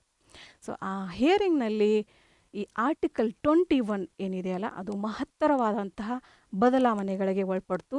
ಯಾಕಂದರೆ ಈ ಕೇಸ್ನ ನಂತರ ಆ 21ನೇ ವಿಧಿಯ ಒಂದು ಇಂಟರ್ಪ್ರಿಟೇಷನ್ ಏನಾಯಿತು, ವಿಶಾಲ ವ್ಯಾಪ್ತಿಯನ್ನು ಪಡ್ಕೊಳ್ಳುತ್ತೆ. ಸೊ ಹಾಗಿದ್ರೆ ಬಿಫೋರ್ ದಿಸ್ ಕೇಸ್, ಈ ಕೇಸ್ಗಿಂತ ಮುಂಚೆ 21ನೇ ಆರ್ಟಿಕಲ್ ಏನು ಹೇಳ್ತಿತ್ತು ಅಂದರೆ, no person shall be deprived of his life or personal liberty except procedure established by law. ಕಾನೂನಿನಿಂದ ಸ್ಥಾಪಿಸಲಾದಂಥ ಕಾರ್ಯವಿಧಾನವನ್ನು ಹೊರತುಪಡಿಸಿ ಯಾವುದೇ ವ್ಯಕ್ತಿ ತನ್ನ ಜೀವನ ಅಥವಾ ವೈಯಕ್ತಿಕ ಸ್ವಾತಂತ್ರ್ಯದಿಂದ ವಂಚಿತನಾಗೋದಕ್ಕೆ ಅವಕಾಶ ಇಲ್ಲ ಅನ್ನೋದನ್ನು ಹೇಳ್ತಿತ್ತು before this case. But after this case 21ನೇ ವಿಧಿ ಏನು ಹೇಳುತ್ತಂದರೆ, protects the right of life and personal liberty of citizen from executive and legislative actions. So ಕಾರ್ಯಾಂಗ ಮತ್ತು ಶಾಸಕಾಂಗದ ಆ್ಯಕ್ಷನ್ಗಳಿಂದ ನಾಗರಿಕರ ಜೀವನ ಮತ್ತು ವೈಯಕ್ತಿಕ ಸ್ವಾತಂತ್ರ್ಯವನ್ನು ರಕ್ಷಿಸೋದೇ ಆರ್ಟಿಕಲ್ 21. ಸೊ ಇಲ್ಲಿ ಆರ್ಟಿಕಲ್ 21ನ ಒಂದು ಇಂಟರ್ಪ್ರಿಟೇಷನ್ನಲ್ಲಿ ವಿಶಾಲ ದೃಷ್ಟಿಕೋನವನ್ನು ಸುಪ್ರೀಂ ಕೋರ್ಟ್ ವ್ಯಕ್ತಪಡಿಸುತ್ತೆ. ಸೊ ಇವೆರಡೂ ಹೇಳಿಕೆಗಳ ಹಿಂದೆ ಒಂದೊಂದು ಸಪೋರ್ಟಿವ್ ಪರಿಕಲ್ಪನೆಗಳಿದ್ದಾವೆ, ಕಾನ್ಸೆಪ್ಟ್ಗಳಿದ್ದಾವೆ. ಸೊ ಮೊದಲನೇ ಇಂಟರ್ಪ್ರಿಟೇಷನ್ ಏನಿದೆಯಲ್ಲ ಆರ್ಟಿಕಲ್ 21, ಅದರ ಹಿಂದೆ ಈ ಪ್ರೊಸೀಜರ್ ಎಸ್ಟಾಬ್ಲಿಷ್ಡ್ ಬೈ ಲಾ ಅನ್ನೋ ಒಂದು ಕಾನ್ಸೆಪ್ಟ್ ಇದ್ದರೆ, ಈ ನಂತರದ ಒಂದು ಡೆಫಿನಿಷನ್ನಲ್ಲಿ ಏನಿದೆ ಅಂದರೆ ಡ್ಯೂ ಪ್ರೊಸೆಸ್ ಆಫ್ ಲಾ ಅನ್ನೋದು. So what is the difference between procedure established by law and due procedure of law? So ಇದನ್ನ ತಿಳ್ಕೊಳ್ಬೇಕಾಗತ್ತೆ ನಾವು. ಸೊ ಇಲ್ಲಿ ಪ್ರೊಸೀಜರ್ ಎಸ್ಟಾಬ್ಲಿಷ್ಡ್ ಬೈ ಲಾ ಅಂದರೆ it has the power to withdraw from any person of his life or personal liberty according to the procedure established by law. So ಕಾನೂನಿನ ಮೂಲಕ ಸ್ಥಾಪಿಸಲಾದಂತಹ ಕಾರ್ಯವಿಧಾನದ ಮೂಲಕ ನಾವು ಯಾವುದೇ ವ್ಯಕ್ತಿಯಿಂದ ಅವನ ಜೀವನದ ಅಥವಾ ವೈಯಕ್ತಿಕ ಸ್ವಾತಂತ್ರ್ಯದಿಂದ ಹಿಂದೆ ಸರಿಯುವ ಅವಶ್ಯಕತೆ ಇಲ್ಲ. ಸೊ ಇದು ಪ್ರೊಸೀಜರ್ ಎಸ್ಟಾಬ್ಲಿಷ್ಡ್ ಬೈ ಲಾ ಅನ್ನೋದು. But due process of law ಅನ್ನೋದು it's a doctrine that requires to check the efficiency of it as well as the fairness and non arbitrariness ಕರಿತೀವಿ. ಇದು ಏನು ಶಾಸಕಾಂಗ ತನ್ನ ಶಾಸನದ ಮೂಲಕ ಅಲ್ಲಿ 21ನೇ ವಿಧಿಯ ಅಡಿಯಲ್ಲಿ ಕೆಲ ನಿರ್ಬಂಧಗಳನ್ನು ಹೇರುವ ಅವಕಾಶ ಇತ್ತು. ಆ ನಿರ್ಬಂಧಗಳನ್ನು ಹೇರ್ತಕ್ಕಂತಹ ಸಂದರ್ಭದಲ್ಲಿ ಅದರ ಹಿಂದಿನ ಉದ್ದೇಶ ಎಫಿಷಿಯನ್ಸಿ, ದಕ್ಷತೆ ಎಷ್ಟರ ಮಟ್ಟಿಗಿತ್ತು ಮತ್ತು ಅದರ ಉದ್ದೇಶ ಎಷ್ಟರ ಮಟ್ಟಿಗೆ ನ್ಯಾಯಯುತವಾಗಿತ್ತು ಮತ್ತು ನಾನ್ ಆರ್ಬಿಟ್ರಿನೆಸ್ನಿಂದ ಕೂಡಿತ್ತು. ಅದು ಬಲವಂತ ಅಥವಾ ಒತ್ತಾಯದಿಂದ ಕೂಡಿಲ್ಲ ಅನ್ನೋದನ್ನು ಸ್ಪಷ್ಟಪಡಿಸ್ಕೊಳ್ಳೋದಕ್ಕೆ ನ್ಯಾಯಾಂಗ ಅನುಸರಿಸ್ತಕ್ಕಂತಹ ಸಾಧನ ಇದು. ಸೊ ಇದು ಡ್ಯೂ ಪ್ರೊಸೆಸ್ ಆಫ್ ಲಾ ಅನ್ನೋದು ಅಮೇರಿಕ ಸಂವಿಧಾನದಿಂದ ನಾವು ಎರವಲು ಪಡೆದಂಥ ಪರಿಕಲ್ಪನೆ. ಆದರೆ ಪ್ರೊಸೀಜರ್ ಎಸ್ಟಾಬ್ಲಿಷ್ಡ್ ಬೈ ಲಾ ಅನ್ನೋದು ಇಂಗ್ಲೆಂಡ್ ಸಂವಿಧಾನದಿಂದ ಪಡೆದಂತಹ ಪರಿಕಲ್ಪನೆ. So procedure established by law ಅನ್ನೋದು ಶಾಸಕಾಂಗಕ್ಕೆ ಇರ್ತಕ್ಕಂಥ ಒಂದು ಸಾಧನ. ಆದರೆ ಡ್ಯೂ ಪ್ರೊಸೆಸ್ ಆಫ್ ಲಾ ಅನ್ನೋದು ನ್ಯಾಯಾಂಗಕ್ಕೆ ಇರ್ತಕ್ಕಂತಹ ಸಾಧನ. ಯಾವುದ್ರ ಮೇಲೆ? ಕಾರ್ಯಾಂಗ ಮತ್ತು ಶಾಸಕಾಂಗದ ಒಂದು ಆ್ಯಕ್ಷನ್ಗಳ ಮೇಲೆ ನಿಯಂತ್ರಣವನ್ನು ತರೋದಕ್ಕೆ. ಸೊ ಸೊ ಇದು ಈ ಕೇಸ್ನ ಅತ್ಯಂತ ಮಹತ್ತರವಾದಂಥ ಕೊಡುಗೆ ಅಂತ ನಾವು ಕರಿತೀವಿ. ಸೊ ಇಲ್ಲಿ ಅಪ್ಪಿತಪ್ಪಿ ಕೂಡ ವ್ಯಕ್ತಿಯ ಜೀವನ ಮತ್ತು ವೈಯಕ್ತಿಕ ಸ್ವಾತಂತ್ರ್ಯವನ್ನು ಶಾಸಕಾಂಗ ಮತ್ತು ಕಾರ್ಯಾಂಗಗಳು ಕಳಿಸಿದುಕೊಳ್ಳೋದಕ್ಕೆ ಅವಕಾಶವನ್ನು ನೀಡದೇ ಇರತಕ್ಕಂಥ ಒಂದು ಪರಿಕಲ್ಪನೆಯನ್ನು ಇಲ್ಲಿ ನ್ಯಾಯಾಂಗ ಕೊಡುತ್ತೆ ಸಾರ್ವಜನಿಕರಿಗೆ. Okay, then coming to the next case, Vishaka case ಅಂತ ಕರಿತೇವೆ ನಾವು. ವಿಶಾಖ ಗೈಡ್ಲೈನ್ಸ್ ಅಂತ ಕೂಡ ತುಂಬ ಪ್ರಸಿದ್ಧಿಯಾಗಿದೆ. ಇದು ಕೆಲಸದ ಸ್ಥಳದಲ್ಲಿ ಮಹಿಳೆಯರಿಗೆ ಈ ಸೆಕ್ಷುವಲ್ ಹ್ಯಾರಾಸ್ಮೆಂಟ್ ವಿರುದ್ಧ ರಕ್ಷಣೆಯನ್ನು ನೀಡ್ತಕ್ಕಂತಹ ಕೇಸ್ ಇದು. ಸೊ ಇದರ ಹಿನ್ನೆಲೆಯನ್ನು ನೋಡೋದಾದರೆ 1985ರಲ್ಲಿ ರಾಜಸ್ಥಾನ್ ರಾಜ್ಯದಲ್ಲಿ ಬನ್ವಾರಿ ದೇವಿ ಎಂಬ ಒಬ್ಬ ಸಾಮಾಜಿಕ ಕಾರ್ಯಕರ್ತೆ, ಬನ್ವಾರಿ ದೇವಿ ಅಂತ ಹೇಳಿ, ಸೊ ಅವರು ತಮ್ಮ ಇಲಾಖೆಯ ಮಾರ್ಗದರ್ಶನದ ಇಲಾಖೆಯ ಒಂದು ಸೂಚನೆಯ ಅನುಗುಣವಾಗಿ ಬಾಲ್ಯ ವಿವಾಹವನ್ನು ತಡಿತಕ್ಕಂಥ ಕೆಲಸವನ್ನು ಮಾಡ್ತಿರ್ತಾರೆ ಸಾಮಾಜಿಕ ಕಾರ್ಯಕರ್ತೆಯಾಗಿ. ಆ ಸಂದರ್ಭದಲ್ಲಿ ಸೊ ಅವರು ಒಂದು ರಾಜಸ್ಥಾನದ ಒಂದು ಶ್ರೀಮಂತ ಕುಟುಂಬದಲ್ಲಿ ನಡೀತಕ್ಕಂಥ ಬಾಲ್ಯ ವಿವಾಹವನ್ನು ನಿಲ್ಲಿಸಿಬಿಡ್ತಾರೆ. ಸೊ ಆ ಒಂದು ಸೇಡಿನಿಂದ ಆ ಕುಟುಂಬ ಏನಿದೆಯಲ್ಲ, ಬನ್ವಾರಿ ದೇವಿಯವರನ್ನ ಅವರ ಕೆಲಸದ ಸ್ಥಳದಲ್ಲಿನೇ ಸಾಮೂಹಿಕ ಅತ್ಯಾಚಾರಕ್ಕೆ ಈಡು ಮಾಡುತ್ತೆ. ಸೊ ಆಗ ತಮಗೆ ಆದಂಥ ಅನ್ಯಾಯವನ್ನು ಕೇಳೋದಕ್ಕೆ, ಕಂಪ್ಲೇಂಟ್ ಕೊಡೋದಕ್ಕೆ ಪೊಲೀಸ್ ಸ್ಟೇಷನ್ಗೆ ಹೋಗ್ತಾರೆ ಬನ್ವಾರಿ ದೇವಿ. ಸೊ ಪೊಲೀಸ್ ಸ್ಟೇಷನಲ್ಲೂ ಕೂಡ ಆ ಒಂದು ಕುಟುಂಬದ ಪ್ರಭಾವದಿಂದ ಅಲ್ಲಿಯ ಪೊಲೀಸರು ಆದಷ್ಟು ಆ ಮಹಿಳೆಯ ಜೊತೆಗೆ ಇದ್ದಂತಹ ಸಾಕ್ಷಿಗಳನ್ನು ನಾಶ ಮಾಡೋದಕ್ಕೆ ಪ್ರಯತ್ನ ಮಾಡ್ತಾರೆ. ಪೊಲೀಸರಾಗಿರ್ಬೋದು, ಅವರನ್ನು ಚೆಕ್ ಮಾಡೋದಕ್ಕೆ ಕಳಿಸಿದಂತಹ ವೈದ್ಯರಾಗಿರ್ಬೋದು, ಎಲ್ಲರೂ ಕೂಡ ಸೇರಿ ಇರ್ತಕ್ಕಂಥ ಎಲ್ಲ ಸಾಕ್ಷಿಗಳನ್ನು ನಾಶ ಪಡಿಸ್ತಾರೆ ಹೊರತಾಗಿ ಅವರಿಗೆ ಒಂದು ನ್ಯಾಯ ಸಿಗೋದಿಲ್ಲ. ಆದರೂ ಸಹ ಬನ್ವಾರಿ ದೇವಿ ತಮ್ಮ ಶಕ್ತಿಯನ್ನು ಮೀರಿ ಹೋರಾಡಬೇಕು, ಯಾಕಂದರೆ ನನಗಾದಂಥ ಅನ್ಯಾಯ ಬೇರೆ ಯಾವುದೇ ಮಹಿಳೆಗೆ ಆಗಬಾರ್ದು ಅನ್ನೋ ಒಂದು ಛಲದಿಂದ ಅವರು ಮುನ್ನಡೀತಾರೆ. ಅವರಿಗೆ ಸಹಾಯಕ್ಕಾಗಿ ವಿಶಾಖ ಅನ್ನುವ ಒಂದು NGO, ಸೊ ಮಹಿಳೆಯರ ಪರ ಕೆಲಸವನ್ನು ಮಾಡ್ತಕ್ಕಂತಹ ವಿಶಾಖ ಅನ್ನುವ ಒಂದು NGO ಅವ್ರ ಪರವಾಗಿ ನಿಂತ್ಕೊಳ್ಳುತ್ತೆ. ಇದರ ಒಂದು ವಿಶಾಖ NGOದ ಬೆಂಬಲದೊಂದಿಗೆ ಸುಪ್ರೀಂ ಕೋರ್ಟ್ನಲ್ಲಿ ಈ ಕೇಸ್ ಬಗ್ಗೆ ಸಾಕಷ್ಟು ವಿಚಾರಣೆ ನಡೆಯುತ್ತೆ, ಸಮೀಕ್ಷೆ ನಡೆಯುತ್ತೆ. ಈ ಎಲ್ಲ ಅಂಶಗಳನ್ನು ಆಲಿಸಿದಂಥ ಸುಪ್ರೀಂ ಕೋರ್ಟ್ ಸೊ ಏನನ್ನು ತೀರ್ಪನ್ನು ಕೊಡುತ್ತಂತೆ ಅಂದರೆ, ಸೊ ಎಸ್, ಈ ಮಹಿಳೆಗೆ ಖಂಡಿತ ಅನ್ಯಾಯ ಆಗಿದೆ, ಅದಕ್ಕೆ ಸಂಬಂಧಪಟ್ಟಂಥ ಸಾಕ್ಷಿಗಳು ನಾಶ ಆಗಿದ್ದರೂ ಕೂಡ ಅನ್ಯಾಯ ಆಗಿದೆ ಅನ್ನೋದನ್ನು ಖಚಿತಪಡಿಸ್ಕೊಂಡು ಈ ತರಹದ ಅನ್ಯಾಯ ಕೆಲಸ ಮಾಡ್ತಕ್ಕಂಥ ಯಾವುದೇ ಮಹಿಳೆಯರಿಗೆ ಆಗಬಾರ್ದು. ಸೊ ಆ ತರಹ ಆ್ಯಂಟಿ ಸೆಕ್ಷುವಲ್ ಹ್ಯಾರಾಸ್ಮೆಂಟ್ ಆ್ಯಕ್ಟನ್ನು ಎಲ್ಲ ಸರ್ಕಾರಗಳು ಜಾರಿಗೆ ತರಬೇಕು ಅನ್ನೋ ಒಂದು ಗೈಡ್ಲೈನನ್ನು ಬಿಡುಗಡೆ ಮಾಡುತ್ತೆ. ಅದನ್ನು ನಾವು ವಿಶಾಖ ಗೈಡ್ಲೈನ್, ವಿಶಾಖ ಮಾರ್ಗಸೂಚಿ ಅಂತ ಹೇಳಿ ಓದ್ತೇವೆ. ತುಂಬ ಪ್ರಸಿದ್ಧವಾದಂಥ ಗೈಡ್ಲೈನು. ಸೊ ಆ ಪ್ರಕಾರ ಇವತ್ತು ಪ್ರತಿಯೊಂದು ಕೆಲಸ ಮಾಡ್ತಕ್ಕಂಥ ಕಚೇರಿಗಳಲ್ಲೂ ಸ್ಥಳದಲ್ಲೂ ಕೂಡ ಮಹಿಳೆಯರನ್ನು ಈ ಸೆಕ್ಷುವಲ್ ಹ್ಯಾರಾಸ್ಮೆಂಟ್ನಿಂದ ರಕ್ಷಿಸೋದಕ್ಕೆ ಒಂದೊಂದು ಕಮಿಟಿಗಳಿದ್ದಾವೆ. So this is the great contribution to the women ಅಂತ ಕರಿತೀವಿ ನಾವು. ಮಹಿಳೆಯರಿಗೆ ತುಂಬ ದೊಡ್ಡ ಕೊಡುಗೆ ಸುಪ್ರೀಂ ಕೋರ್ಟ್ ನೀಡಿರೋದು ಈ ಕೇಸ್ನ ಮೂಲಕ. So it's A great part of the judicial activism. ಇತ್ತೀಚೆಗೆ ನಡೆದಂಥ recent cases of judicial activism ತುಂಬ ಕೇಸ್ಗಳಿದ್ದಾವೆ. ನಾನು ಇಲ್ಲಿ ಕೆಲವನ್ನು ಮಾತ್ರ ತಮ್ಮ ಮುಂದೆ ಪ್ರಸ್ತುತಪಡಿಸ್ತಿದ್ದೇನೆ. ಬೆಸ್ಟ್ ಎಕ್ಸಾಂಪಲ್ ಅಂದರೆ, ನಾವು ಇತ್ತೀಚೆಗೆ ರಾಷ್ಟ್ರಗೀತೆಯನ್ನು ಹಾಡೋದು, ಸಿನಿಮಾ ಥಿಯೇಟ್ರ್ಗಳಲ್ಲಿ ರಾಷ್ಟ್ರಗೀತೆಯನ್ನು ಪ್ರಸಾರ ಮಾಡಲಾಗತ್ತೆ ಸಿನಿಮಾ ಆರಂಭ ಆಗೋಕ್ಕಿಂತ ಮುಂಚೆ. ಆಗ ಎಲ್ಲ ನಾಗರಿಕರು ಎದ್ದು ನಿಂತ್ಕೊಂಡು ನಮ್ಮ ರಾಷ್ಟ್ರಗೀತೆಯನ್ನು ಗೌರವಿಸಬೇಕು ಅನ್ನೋದು ಒಂದು ಸುಪ್ರೀಂ ಕೋರ್ಟ್ನ ಆದೇಶ ಆಗಿತ್ತು 2016ರಲ್ಲಿ. ಸೊ ಅದರ ಉದ್ದೇಶ, ಅದರ ಹಿಂದೆ ಇರೋ ಉದ್ದೇಶ ಏನು, ನಮ್ಮ ಜನರಲ್ಲಿ ದೇಶಭಕ್ತಿಯನ್ನು, ರಾಷ್ಟ್ರೀಯತೆಯನ್ನು ಹುಟ್ಟಿ ಹಾಕಬೇಕು ಅನ್ನೋದು. ಬಟ್ ಅದು ನಂತರ ಬಹಳಷ್ಟು ವಿವಾದಗಳು, ವಿರೋಧಾಭಾಸಗಳು ಕಂಡು ಬಂದಿದ್ದರಿಂದ ಸೊ ಆ ಒಂದು ನಿರ್ಣಯವನ್ನು ಸುಪ್ರೀಂ ಕೋರ್ಟ್ ವಾಪಸ್ ತೆಗೆದುಕೊಂಡು ತಿದ್ದುಪಡಿ ಮಾಡಿ ಅದನ್ನು ಮೇಡ್ ಇಟ್ ಆಪ್ಷನಲ್, ಅದನ್ನು ಐಚ್ಛಿಕವಾಗಿ ಮಾಡಲಾಯಿತು. ದೆನ್ ಅರ್ಜುನ್ ಗೋಪಾಲ್ ಕೇಸ್ 2018ರಲ್ಲಿ ಸಂಭವಿಸಿದಂತಹ ಅರ್ಜುನ್ ಗೋಪಾಲ್ ಕೇಸ್ ಮೂಲಕ ಈ ಗ್ರೀನ್ ಫೈರ್ ಕ್ರ್ಯಾಕರ್ಸ್, ದೆಹಲಿ ಒಳಗಿನ ಗ್ರೀನ್ ಫೈರ್ ಕ್ರ್ಯಾಕರ್ಸ್ ಮೇಲೆ ಸಾಕಷ್ಟು ನಿರ್ಬಂಧಗಳನ್ನು ಹೇರಲಾಯಿತು. ಇದರದ್ದು ಒಂದು ಹಿನ್ನೆಲೆಯನ್ನು ತಮಗೆ ನಾವು ಹೇಳಲೇಬೇಕು. ಈ 2017ರ ಒಂದು ದೀಪಾವಳಿ ಹಬ್ಬದ ನಂತರ ದೆಹಲಿಯಲ್ಲಿ ಸಾಕಷ್ಟು ವಾಯು ಮಾಲಿನ್ಯ ಉಂಟಾಯಿತು. ಸೊ ದೆಹಲಿಯ ವಾಯು ಮಾಲಿನ್ಯದ ಬಗ್ಗೆ ನಾವು ಇತ್ತೀಚೆಗಂತೂ ಸಾಕಷ್ಟು ಸುದ್ದಿಗಳನ್ನು ಕೇಳ್ತೇವೆ. ಸೊ ಎಷ್ಟರ ಮಟ್ಟಿಗೆ ಆಗ ಸನ್ನಿವೇಶ ಆಯಿತು ಅಂದರೆ, ಪಬ್ಲಿಕ್ ಹೆಲ್ತ್ ಎಮರ್ಜೆನ್ಸಿ ಉಂಟಾಯಿತು ಅಲ್ಲಿ. ಸೊ ಸಿಕ್ಕಾಪಟ್ಟೆ ಬೆಳಗಿನ 9 ಗಂಟೆ 10 ಗಂಟೆ ಆದರೂ ಕೂಡ ವಾಹನ ಚಾಲಕರಿಗೆ ಮುಂದಿನ ರಸ್ತೆ ಕಾಣೋದಿಲ್ಲ. ಅಷ್ಟೊಂದು ಹೊಗೆ ಮಂಜು ಅಂತ ಕರಿತೀವಿ, ಸ್ಮಾಗ್ ಅಂತ ಕರಿತೀವಿ, ಅದು ವಾತಾವರಣದಲ್ಲಿ ಆವರಿಸ್ಕೊಂಡಿತ್ತು. ಅಷ್ಟೇ ಅಲ್ಲ, ಸಾರ್ವಜನಿಕರ ಆರೋಗ್ಯದ ಮೇಲೆ, ವಿಶೇಷವಾಗಿ ಮಕ್ಕಳು ಮತ್ತು ವಯಸ್ಸಾದವರ ಮೇಲೆ ಸಾಕಷ್ಟು ದುಷ್ಪರಿಣಾಮವನ್ನು, ಶ್ವಾಸಕೋಶದ ತೊಂದರೆ ಆಗಿರ್ಬೋದು, ಈ ಅಸ್ತಮಾದಂತಹ ಕಾಯಿಲೆಗಳು ಇನ್ನೂ ಸ್ವಲ್ಪ ಉಲ್ಬಣಗೊಂಡು ನವಜಾತ ಶಿಶುಗಳಿಗಂತೂ ಉಸಿರಾಡೋದಕ್ಕೆ ಕಷ್ಟ ಆಯಿತು. ಸೊ ಅಂಥ ಸಂದರ್ಭದಲ್ಲಿ ಈ ನವಜಾತ ಶಿಶುಗಳ ಒಂದು ತಂದೆಗಳು ಅಪ್ಪಂದ್ರೆಲ್ಲ ಸೇರಿ ಅರ್ಜುನ್ ಗೋಪಾಲ್ ಅವರ ನೇತೃತ್ವದಲ್ಲಿ ಸುಪ್ರೀಂ ಕೋರ್ಟ್ನ ಮೊರೆ ಹೋಗ್ತಾರೆ. ಸೊ ಈ ಪಟಾಕಿ ಸಿಡಿತದಿಂದ ಇಷ್ಟೊಂದು ಅನಾಹುತ ಸಂಭವಿಸ್ತಾ ಇದೆ, ದಯವಿಟ್ಟು ಅದನ್ನು ತಡಿಬೇಕು ಅಂತ ಹೇಳಿ. ಸೊ ಆಗ ಸುಪ್ರೀಂ ಕೋರ್ಟ್ ಆ ವಿಷಯದ ಬಗ್ಗೆ ಸಮೀಕ್ಷೆ ನಡೆಸಿದಾಗ, ಎಲ್ಲ ಅಧ್ಯಯನ ನಡೆಸಿದಾಗ ಕಂಡು ಬಂದಿದ್ದೇನು ಅಂದರೆ, ಕೇವಲ ಪಟಾಕಿ ಸಿಡಿಸೋದ್ರಿಂದ ಅಷ್ಟೇ ಅಲ್ಲ, ಪಟಾಕಿ ತಯಾರಿಕೆ ಹಂತದಲ್ಲೂ ಕೂಡ ಸಾಕಷ್ಟು ವಿಷಕಾರಕ ಪದಾರ್ಥಗಳು ಮಣ್ಣನ್ನು ಸೇರ್ತಾ ಇದೆ. ಜೊತೆಗೆ ಅನಧಿಕೃತವಾದ, ಅಂದರೆ ಲೈಸೆನ್ಸ್ ಇಲ್ಲದೇ ಇರತಕ್ಕಂಥ ಉತ್ಪಾದಕರು ಕೂಡ ಈ ಪಟಾಕಿ ಉತ್ಪಾದನೆಯಲ್ಲಿ ತೊಡಗಿದ್ದಾರೆ. ಜೊತೆಗೆ ಸಾಕಷ್ಟು ವಾಯು ಮಾಲಿನ್ಯಕ್ಕೆ ಹಾನಿಯನ್ನು ಉಂಟು ಮಾಡ್ತಕ್ಕಂತಹ, ಜೊತೆಗೆ ಶಬ್ದ ಮಾಲಿನ್ಯವನ್ನು ಸೃಷ್ಟಿಸ್ತಕ್ಕಂಥ ಪಟಾಕಿಗಳ ಉತ್ಪಾದನೆ ಆಗ್ತಾ ಇದೆ. ಎಲ್ಲ ಅಂಶಗಳನ್ನು ಕಂಡುಕೊಂಡು ಸುಪ್ರೀಂ ಕೋರ್ಟ್ ಸಾಕಷ್ಟು ನಿರ್ಬಂಧಗಳನ್ನು ಹೇರ್ತು ಪಟಾಕಿಯ ಉತ್ಪಾದನೆ. ಇದು ಬರೀ ಕೇವಲ ದೀಪಾವಳಿ ಹಬ್ಬ ಅಷ್ಟೇ ಅಲ್ಲ, ಬೇರೆ ಬೇರೆ ಸನ್ನಿವೇಶಗಳಲ್ಲೂ, ಅದು ಹೊಸ ವರ್ಷದ ಆಚರಣೆ ಆಗಿರ್ಬೋದು, ಕ್ರಿಸ್ಮಸ್ ಆಚರಣೆ ಆಗಿರ್ಬೋದು, ಒಟ್ಟಿನಲ್ಲಿ ಯಾವುದೇ ಸಂದರ್ಭದಲ್ಲಿ ಪಟಾಕಿ ಬಳಸುವುದರ ಮೇಲೆ ಮತ್ತು ಅದರ ಉತ್ಪಾದನೆ ಮೇಲೆ ಸುಪ್ರೀಂ ಕೋರ್ಟ್ ಸಾಕಷ್ಟು ನಿರ್ಬಂಧಗಳನ್ನು ಈ ಕೇಸ್ ಮೂಲಕ ಹಾಕತ್ತೆ. ಸೊ ಪಟಾಕಿ ಉತ್ಪಾದಕರು ಕಡ್ಡಾಯವಾಗಿ ಲೈಸೆನ್ಸ್ ಪಡ್ಕೊಂಡೇ ಉತ್ಪಾದನೆಯನ್ನು ಮಾಡಬೇಕು. ಜೊತೆಗೆ ನಾನ್ ಗ್ರೀನ್ ಏನು ಫೈರ್ ಕ್ರ್ಯಾಕರ್ಸ್ ಅಂತ ಕರಿತೀವಿ, ಅವುಗಳನ್ನು ಉತ್ಪಾದಿಸಬೇಕು.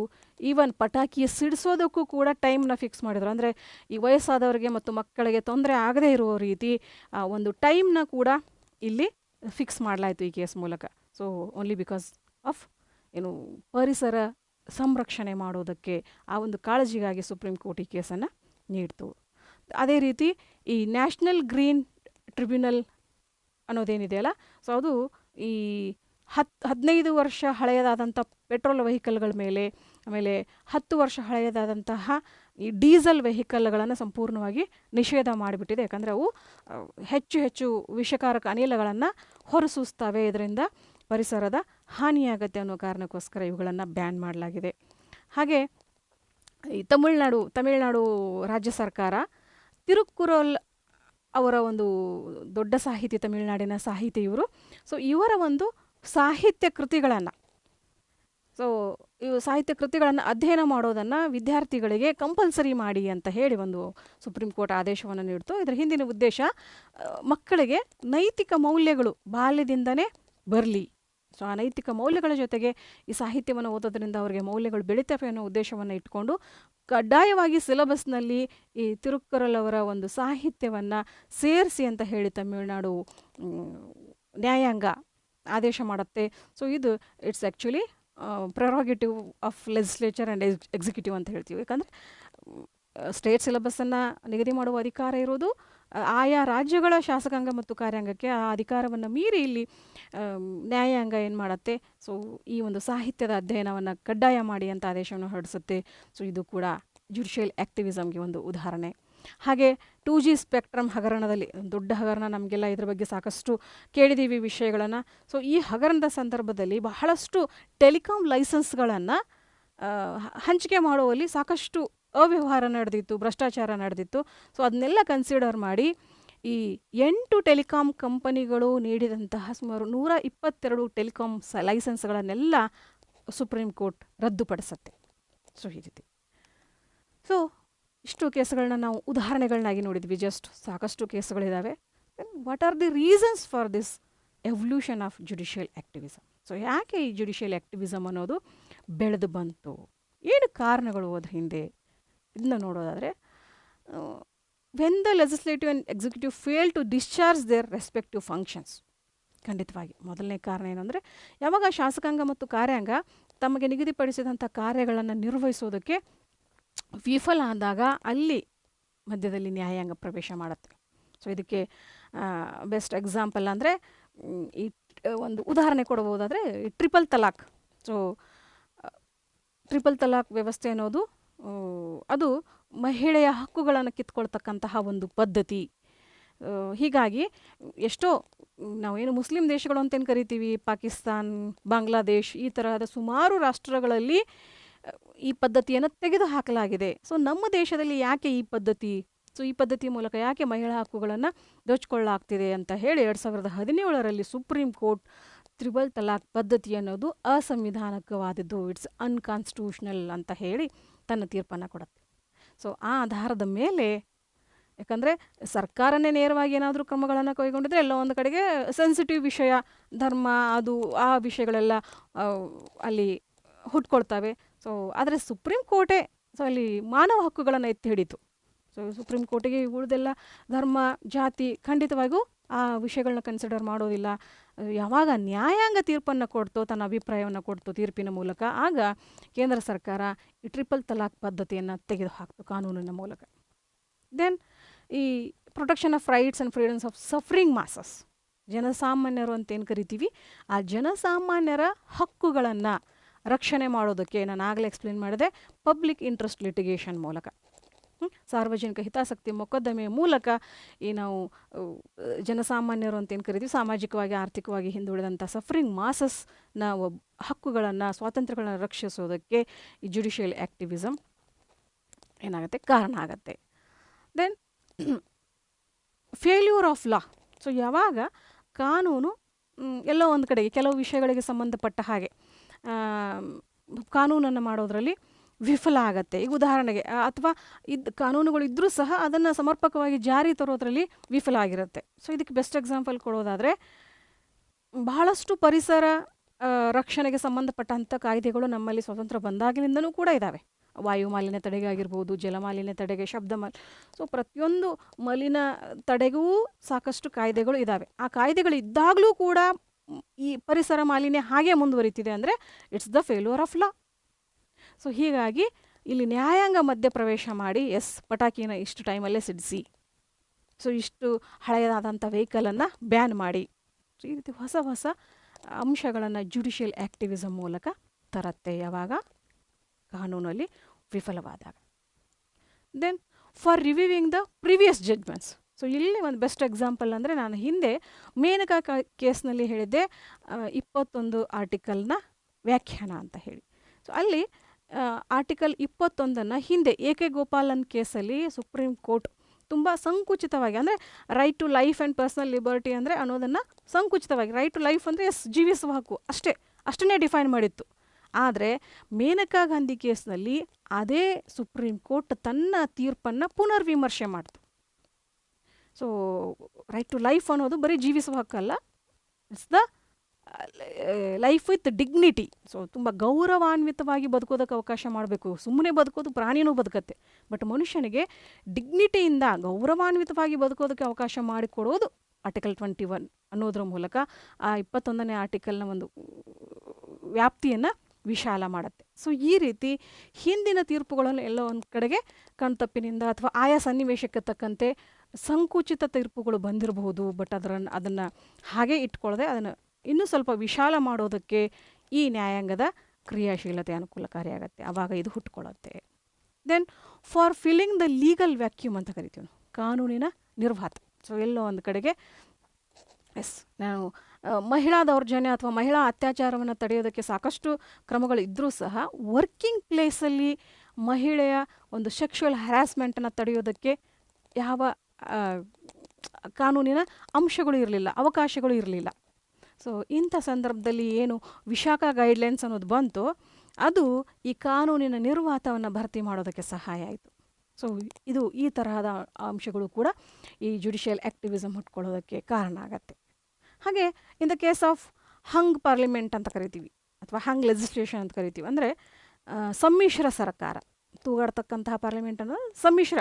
ಸೊ ಯಾವುದೇ ಒಂದು ಪಕ್ಷ ಸ್ಪಷ್ಟ ಬಹುಮತವನ್ನು ಪಡೆಯದೆ 2 ಅಥವಾ 3 ಪಕ್ಷಗಳು ಸೇರಿ ಸಮ್ಮಿಶ್ರ ಸರ್ಕಾರವನ್ನು ರಚನೆ ಮಾಡಿದಾಗ ಎಲ್ಲೋ ಒಂದು ಕಡೆಗೆ ಅಲ್ಲಿ ಧೋರಣೆಗಳ ಭಿನ್ನಾಭಿಪ್ರಾಯ ಇರುತ್ತೆ. ಸೊ ಹೀಗಾಗಿ ಎಲ್ಲರೂ ಸಹ ಒಂದು ದೃಢ ನಿರ್ಧಾರದ ಮೂಲಕ ಹೊಸ ಆಡಳಿತದ ಕ್ರಮಗಳನ್ನು ಕೈಗೊಳ್ಳೋಕ್ಕಾಗೋದಿಲ್ಲ. ಎಲ್ಲೋ ಒಂದು ಕಡೆಗೆ ಅವರು ಸರ್ಕಾರ ಉಳಿಸ್ಕೊಳ್ತಕ್ಕಂಥ ಪ್ರಯತ್ನದಲ್ಲೇ ತಮ್ಮ ಹೆಚ್ಚಿನ ಸಮಯವನ್ನು ಕಳೆಯೋದ್ರಿಂದ ದೇಶಕ್ಕೆ ಸಮರ್ಥ ಆಡಳಿತವನ್ನು ಕೊಡೋದಕ್ಕೆ ಸಾಧ್ಯವಾಗೋದಿಲ್ಲ. ಸೊ ಅಂತಹ ಸಂದರ್ಭದಲ್ಲಿ ಈ ಜುಡಿಷಿಯಲ್ ಆ್ಯಕ್ಟಿವಿಸಮ್ ಮೂಲಕ ನ್ಯಾಯಾಂಗ ಏನು ಮಾಡುತ್ತೆ, ರಾಷ್ಟ್ರಕ್ಕೆ ಸಮರ್ಥ ಆಡಳಿತವನ್ನು ಒದಗಿಸ್ತಕ್ಕಂಥ ಅವಕಾಶವನ್ನು ನೀಡುತ್ತೆ. ಹಾಗೆ to encourage the PIL and liberalise the principle of locus standi ಅಂತ ಕರಿತೀವಿ. ಸೊ ಲೋಕಸ್ ಸ್ಟ್ಯಾಂಡಿ ತತ್ವ ಅಂದರೆ ಹೇಳಿ, ಸೊ ನಾನು ಆಗಲೇ ಎಕ್ಸ್ಪ್ಲೇನ್ ಮಾಡಿದೆ, ಸಾರ್ವಜನಿಕ ಹಿತಾಸಕ್ತಿ ಅಂದರೆ ಸಮಾಜದ ಕಟ್ಟ ಕಡೆಯ ವ್ಯಕ್ತಿಗೂ ಕೂಡ ನ್ಯಾಯ ಸಿಗಬೇಕು, ಜನಸಾಮಾನ್ಯನಿಗೂ ಕೂಡ ನ್ಯಾಯ ಸಿಗಬೇಕು ಅನ್ನುವ ಒಂದು ತತ್ವವನ್ನು ನಾವು ಲೋಕಸ್ ಸ್ಟ್ಯಾಂಡಿ ಪ್ರಿನ್ಸಿಪಲ್ ಅಂತ ಕರಿತೀವಿ. ಸೊ ಇದನ್ನು ಒದಗಿಸೋ ಸಲುವಾಗಿ ನ್ಯಾಯಾಂಗ ಕ್ರಿಯಾಶೀಲತೆ ಹುಟ್ಟಿ ಬಂತು. ಜೊತೆಗೆ ನಮ್ಮ ಸಂವಿಧಾನದ ಒಳಗಡೆ constitution only itself adapted certain provisions, ಕೆಲವು ಅವಕಾಶಗಳಿದ್ದಾವೆ, ಕೆಲವು ಪ್ರೊವಿಷನ್ಗಳಿದ್ದಾವೆ. ಸೊ ಆ ಪ್ರೊವಿಷನ್ಗಳೇ ಜುಡಿಷಿಯಲ್ ಆ್ಯಕ್ಟಿವಿಸಮ್ಗೆ ಅವಕಾಶವನ್ನು ಮಾಡಿಕೊಡ್ತವೆ. ಸೊ ಬೆಸ್ಟ್ ಎಕ್ಸಾಂಪಲ್ ಅಂದರೆ ಆರ್ಟಿಕಲ್ 13. ಸೊ 13ನೇ ವಿಧಿ ನಮಗೇನು ಹೇಳುತ್ತೆ ಅಂದರೆ ಮೂಲಭೂತ ಹಕ್ಕುಗಳ ರಕ್ಷಕ. ಸೊ ಮೂಲಭೂತ ಹಕ್ಕುಗಳನ್ನು ಯಾರು ಕಿತ್ಕೊಂಡ್ರೂ ಕೂಡ ಯಾರಿಂದ ಉಲ್ಲಂಘನೆ ಆಗುತ್ತೆ ಅವರ ವಿರುದ್ಧ ನ್ಯಾಯಾಂಗ ಕ್ರಮವನ್ನು ಕೈಗೊಳ್ಬೋದು ಅನ್ನೋದನ್ನು 13ನೇ ವಿಧಿ ಹೇಳುತ್ತೆ. ಆ ವಿಧಿ ಅಡಿಯಲ್ಲಿ 32ನೇ ವಿಧಿಯ ಪ್ರಕಾರ ಸುಪ್ರೀಂ ಕೋರ್ಟ್ ಈ ಅಧಿಕಾರವನ್ನು ಹೊಂದಿದರೆ, 226ನೇ ವಿಧಿಯ ಪ್ರಕಾರ ಎಲ್ಲ ರಾಜ್ಯಗಳ ಹೈಕೋರ್ಟ್ಗಳು ಈ ಅಧಿಕಾರವನ್ನು ಹೊಂದಿದೆ. ಸೊ ಮೂಲಭೂತ ಹಕ್ಕುಗಳ ರಕ್ಷಣೆಗಾಗಿ ತಾವೇ ಮುಂದೆ ಬಂದು ನ್ಯಾಯವನ್ನು ಒದಗಿಸ್ಕೊಡ್ತಕ್ಕಂಥದ್ದು. So it is nothing but judicial activism. So ಇದು ಮುಂದೆ ಬಂದು ಮಾಡೋದು ಏನಿದೆಯಲ್ಲ, ಸೊ ಇದು ಜುಡಿಷಿಯಲ್ ಆ್ಯಕ್ಟಿವಿಸಮ್ಗೆ ಅವಕಾಶವನ್ನು ಮಾಡಿಕೊಡುತ್ತೆ ಪರೋಕ್ಷವಾಗಿ.